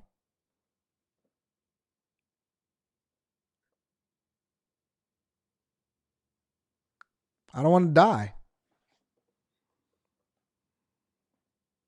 Because I can't be told what to do, and I can't be finessed and incentivized to do anything. Because I can't be controlled with money. Because I can't be controlled with a narrative. Because I can't be pushed an agenda on. Because I'm a free thinker. And if you that type of person, then if you can't be controlled, if you can't be given some money, if they can't say, hey, take this money and be quiet, and you still be quiet, then you're a problem. Because you become a problem. And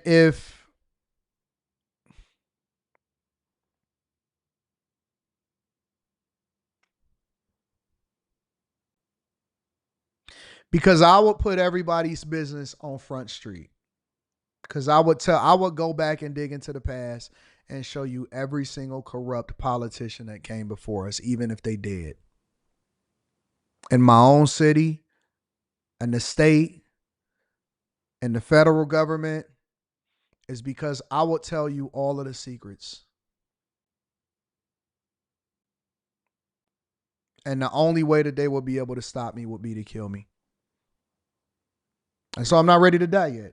When I decide that I've lived a good life and I decide that I may be ready to go ahead and put my life on the line for it, then maybe that'll be a possibility, but I'm not ready yet. Boy, they just tried to kill Trump before the election. What, you think that they won't come after you too? And boy, ain't nobody even gonna blink about you because you're not famous. Nigga, they let a whole sniper get up there on the roof. You think that ain't God protecting him?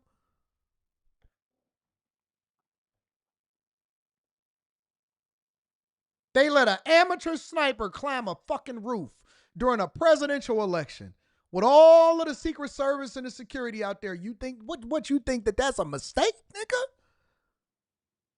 Nigga, they want him dead. Give a fuck about his legacy, making him a martyr. We got money to get over here. We demons. They got money to get. They demons, boy. Care nothing about you. Listen, they'll take their hell sentence when they die.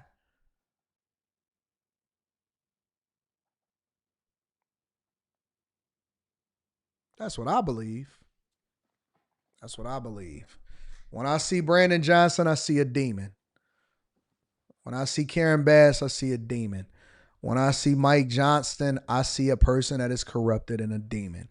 When I see Gavin Newsom and AOC, I see a demon. And they gonna market them to y'all so beautifully. Oh my God, used to be a waitress for the people. This Zoran Mamdani dude, nigga, if y'all can't see that that's the next play, that's the next demonic play. He just come out of nowhere, and all of a sudden he just got motion. And next thing you know, they're advocating and stomping for him, and they got the whole community behind him. Get the hell out of here, nigga. You don't just show up somewhere and just be having that type of motion. They did the same thing with Barack. Barack came out of nowhere. He was a nobody. He was a nobody. He was a Chicago politician that didn't even have the right name. And this dude just rose to prominence, and it just all of a sudden we worship this nigga. Oh my God. He was so, look at how he articulates himself. This nigga came out of nowhere. So who is this nigga? He just all of a sudden he just blew up, and y'all just accepted it. Y'all was like, yep, that's our savior.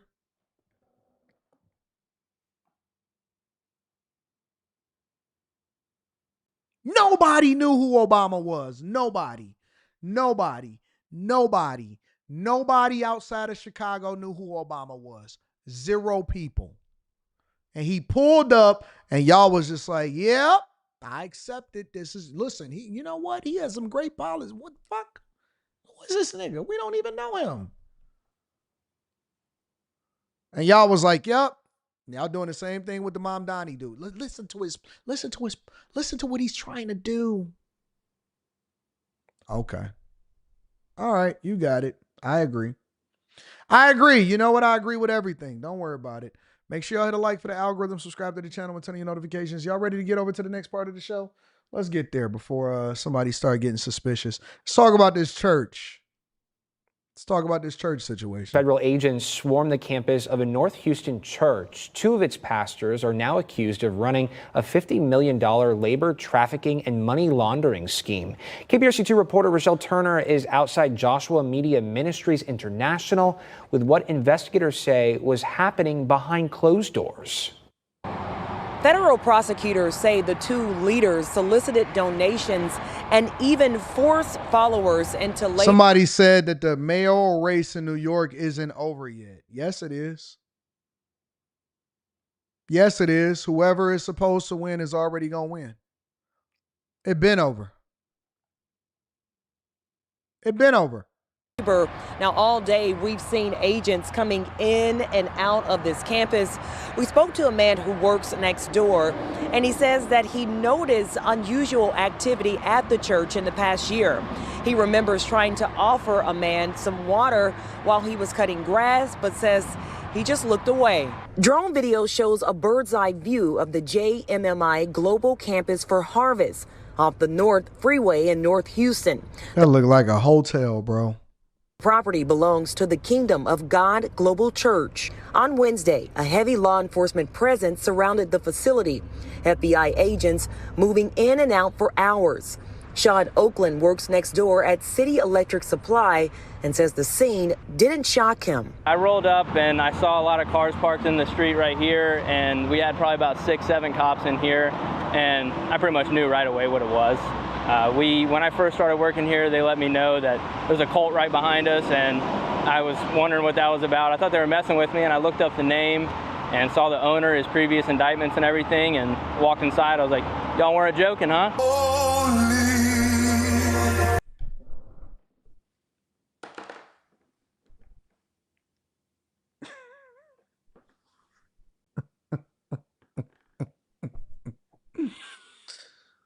Ain't this the dude that be begging online and saying that I got a special prayer cloth for you guys? If you buy it for $59.99, your life is gonna change. Ain't that him?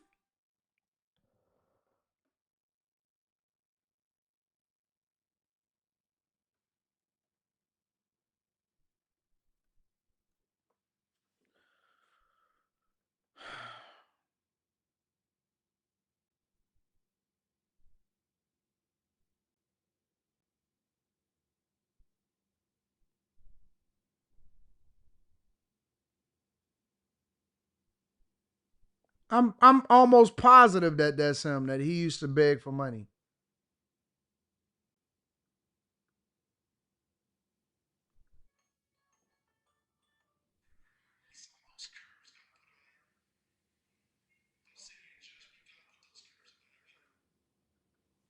I'm almost positive that that's him. Let me see something.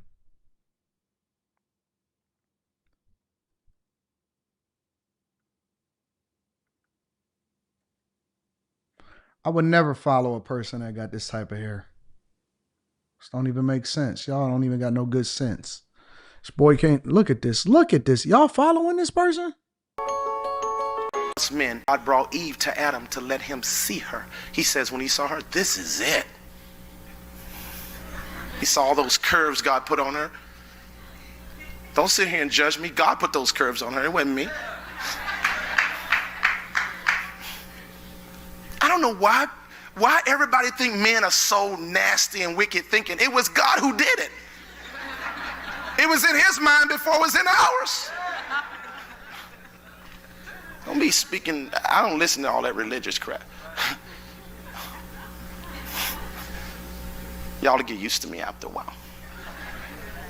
I'm just real, I'm just straight.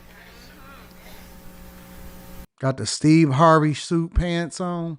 Can you imagine it wasn't Adam who decided to make a woman and put breasts, hips, none of that on her. It was God who did all that and knew what he was going to do when he did it and knew Adam would like it. But religious people, oh, cover up your dirty pillows.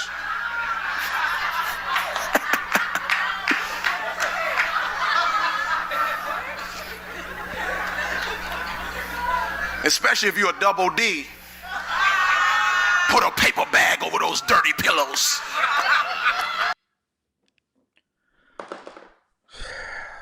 God, Lord, help us. What is wrong with us? Oh, forgive us. Forgive us for this stupid idiot. I got to see the rest now.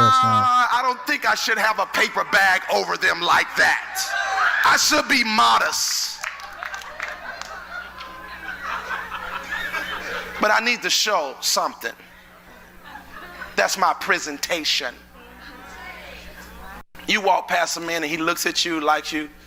Why you looking at my dirty pillows? How do these people get so many hundreds of millions of dollars? That's the part that I don't understand. All right, I'll give you my thoughts afterwards. So whoever's been in your ear, all that stuff gonna stay in you. You're gonna treat everybody else like that.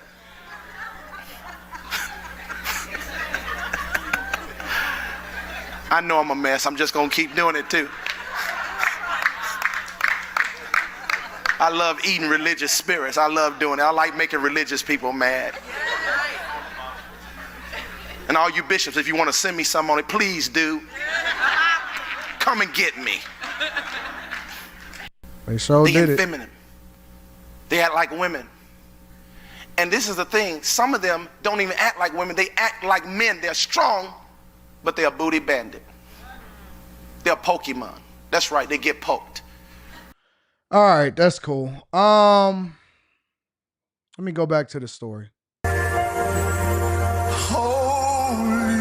Federal prosecutors say ministry leaders David Taylor and Michelle Brannon ran call centers in Michigan, Florida, Texas, and Missouri.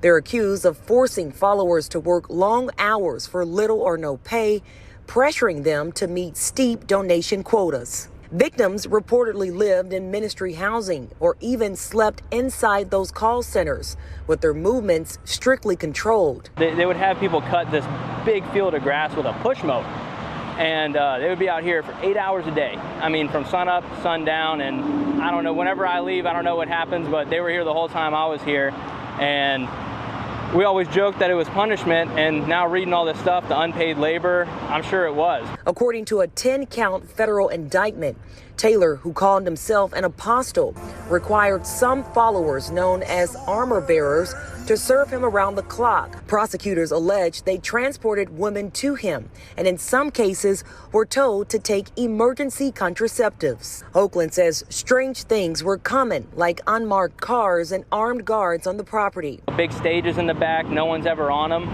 set up with pictures of people's faces and a curtain where you couldn't really see what's going on. People peeping in and out of windows, only time we ever really saw people. Taylor. So they saying that that's a former hotel because people used to have to sleep there in order to be able to work around the clock. Y'all loyal, huh? Was arrested in North Carolina. Brannon in Florida. Both are expected to make their first court appearances very soon. Investigators say this is only the beginning, and they're urging anyone who may be victimized to come forward. Let me get this other one real quick. Two church leaders with ties to Tampa are facing federal charges tonight. They're at the center of look at that. Look at the flyer.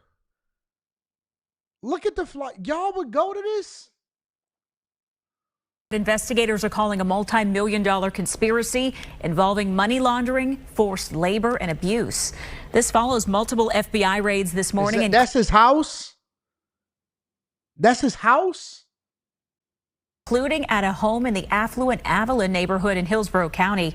This was part of a nationwide takedown. Fox 13 is covering this investigation from multiple. This was part, including at a home in the affluent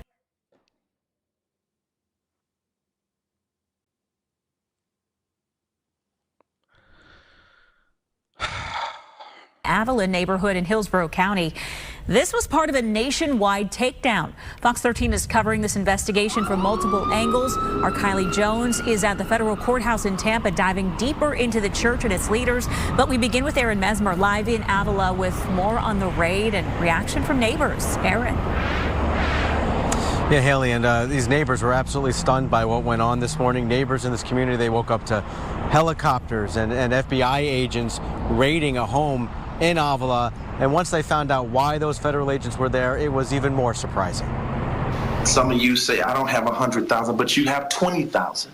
You have 50,000 here, or you have 10,000. That's video of David Taylor asking viewers to send money to his church. Federal authorities now say Taylor used donations to fund an extravagant lifestyle that included this massive mansion in Tampa's affluent Avila community. FBI agents raided the home Wednesday morning. It's very surprising to hear that type of thing was going on again right in your backyard. It's unclear what authorities took from the home. This view from Skyfox shows several cars lined up with gift bows on top. Neighbors say the 10-bedroom, 10.5 bathroom, 28,000 square foot mansion is one of the largest in Avila. Because there was. That's crazy, bro. Yo, what is going on? How could a pastor afford to live in a house like that? According to the 23-page federal indictment, this house is one of several properties throughout the country purchased by Taylor's Kingdom of God Global Church. He's the pastor and referred to himself as an apostle, according to court documents. The indictment alleges Taylor recruited people to work at call centers, referring to them as armor bearers. Investigators say they were his, quote, personal servants who fulfilled Taylor's demands around the clock and were never paid. Taylor and Executive Director Michelle Brannon are accused of controlling nearly every aspect of the workers' lives, cutting them off from family and forcing them to take contraceptives. Human trafficking advocates say it's a devastating situation. And you really had every aspect of human trafficking. You had individuals who were, brought to a facility that they couldn't leave. They weren't being paid. They had production goals that they had to meet. And authorities say if the workers failed to reach Taylor's monetary goals, they faced punishment, including public humiliation, food and shelter restrictions, sleep deprivations, and physical and psychological abuse. The Crisis Center of Tampa Bay's CEO says these victims will likely face a long recovery. She says there's another lesson every community can learn from this. This can happen in one of our most affluent zip codes in Hillsborough County. It can happen in your backyard. It can happen in my backyard. As for the folks who lived with alleged human trafficking, fraud, and money laundering happening in their backyards. I hope it's not true, but if it is. All right, I got a couple thoughts on this. My first thought is I kind of sort of don't even feel sorry for people because this is what you signed up for. Is that the unpopular take? All right, I got an unpopular take and then I got a more unpopular take. All right. The first unpopular take is, are these adults? And if these are adults, as much as I don't necessarily care for him, when did anybody put a gun to their head and make them do this?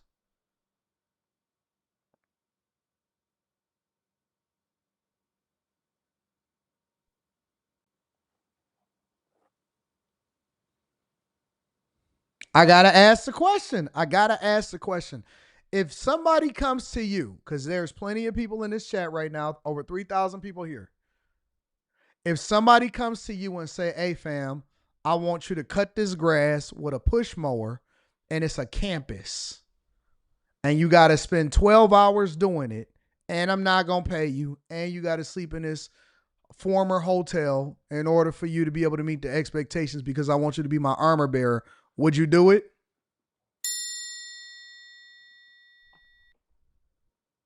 Would you do it? Because if you say no or you say yes, guess what? It's still your choice. It's still your choice as an adult. So it's hard for me to feel sorry for people that volunteered themselves to be in this position because I don't think that you can really say that that's trafficking. That's not trafficking. That is stupid people aligning with themselves with stupid people and continuing to do stupid things. That's stupid people. Man, you couldn't get me. You couldn't get a person. Man, what is wrong with y'all? You are an adult. That is, listen, respectfully, that is not trafficking. Again, that is not trafficking. Let me say my second more unpopular take. Most of the time, it is women that keep these people in business. It is women that keep these type of guys. 99% of the time is women giving away men's money that allows for these type of people to be able to thrive. Facts. I heard Umar Johnson was able to put himself on a payment plan to keep his school. Listen, I don't care who you talk about. Pro-black leaders, church leaders, all of these people that don't add no value into your life. 9 times out of 10, it is women. It is women that prop up this stuff and keep this foolishness going on a regular basis. Even on the video where I was playing, all you seen was women hair in the front.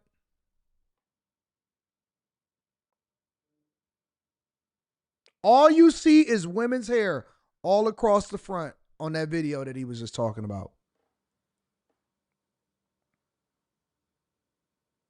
It's just the facts. It's the facts. Women are the most loyal, crazy group of people that ever, and they don't be picking the right people. They be picking the wrong people. Hey man, you know that guy's pandering to you, so you probably shouldn't follow him, or you probably shouldn't give him money, or you should probably not be in a relationship with him because he's not telling you the truth. You just jealous. All right, you're right. Okay, you're right. You got it. You got it. Happens every single time. There's going to be a new panda bear. The one thing that we know for sure is going to be new panderers, whether they on the pulpit, whether they pro-African, pro-black, pro-woman, pro-something. Anytime I see somebody put a pro in front of their name and they don't play in the NBA, I know they finessing a woman. I know they finessing a woman every time.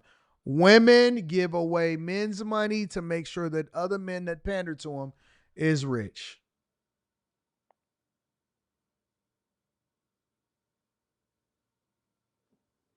Oh, Zay. My friend Zay. Guess what? You're going to be highly disappointed because I usually try to not highlight people that don't have a profile picture because I believe that they jerk off in their socks and it's a reason why they hide their identity.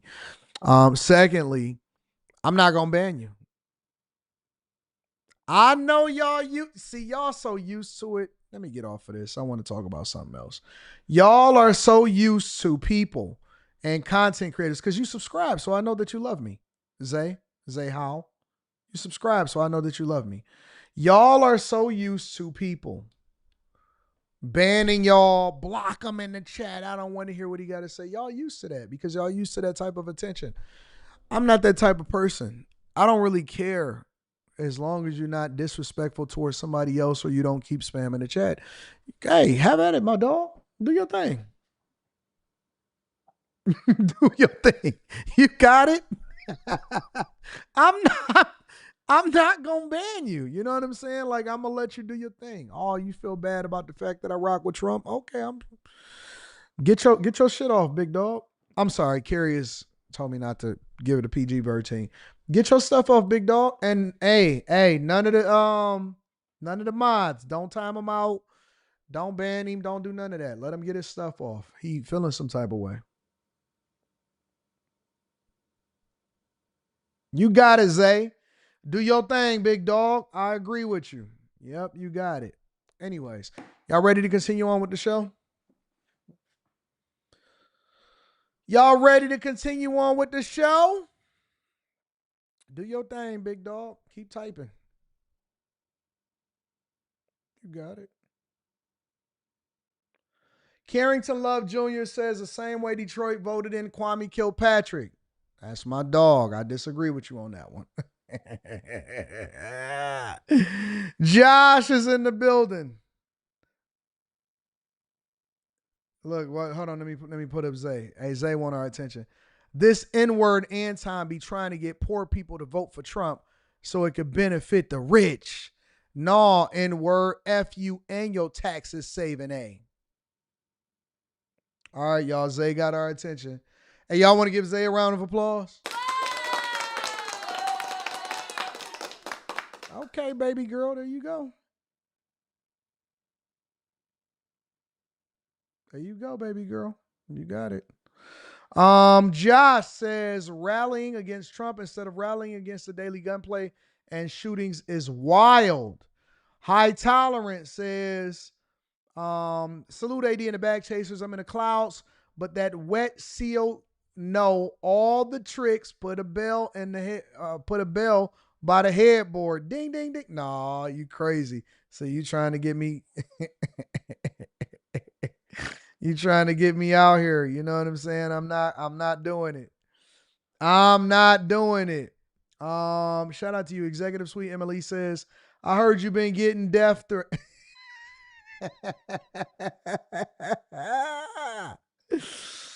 Oh my God. Y'all so evil.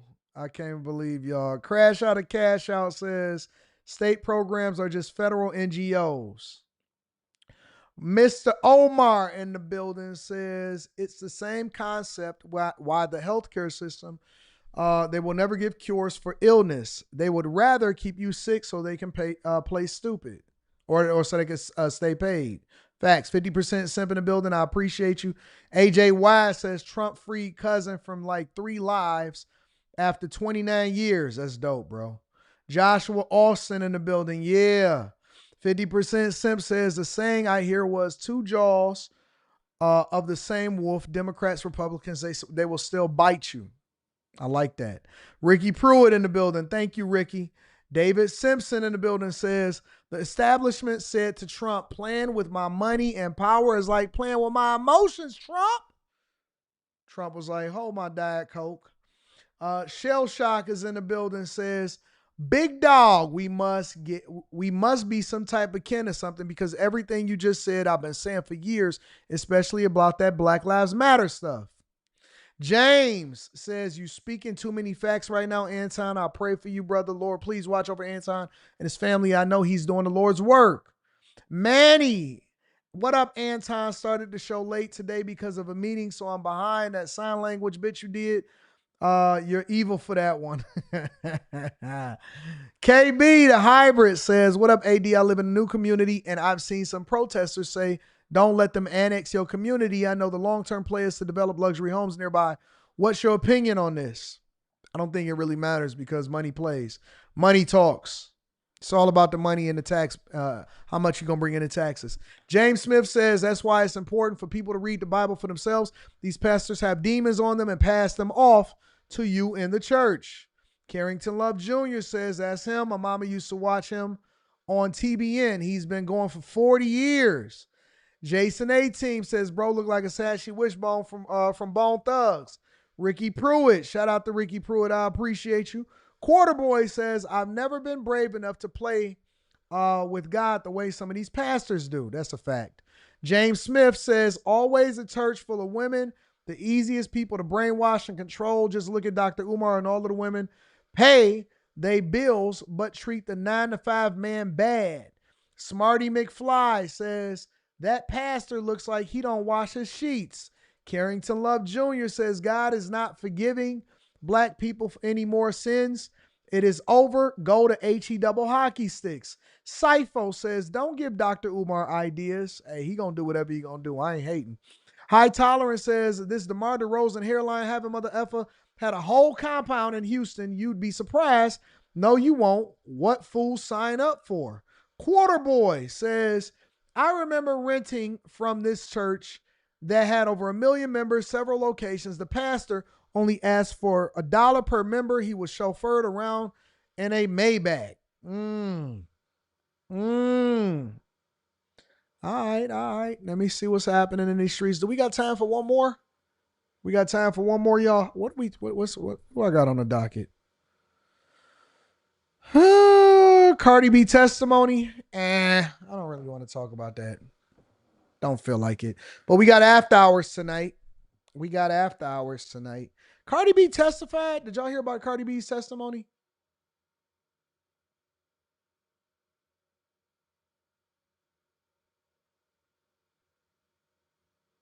I don't want to listen to that. We got after hours tonight. It's going to be popping. Charleston White interview is going to drop at about 8. And we going to get it in. All right. I love y'all. I appreciate y'all. I got to acknowledge one more Cash App, I believe. Shout out to Robert Banks in the building. I appreciate you, Robert Banks, on Cash App. Thank you for holding me down.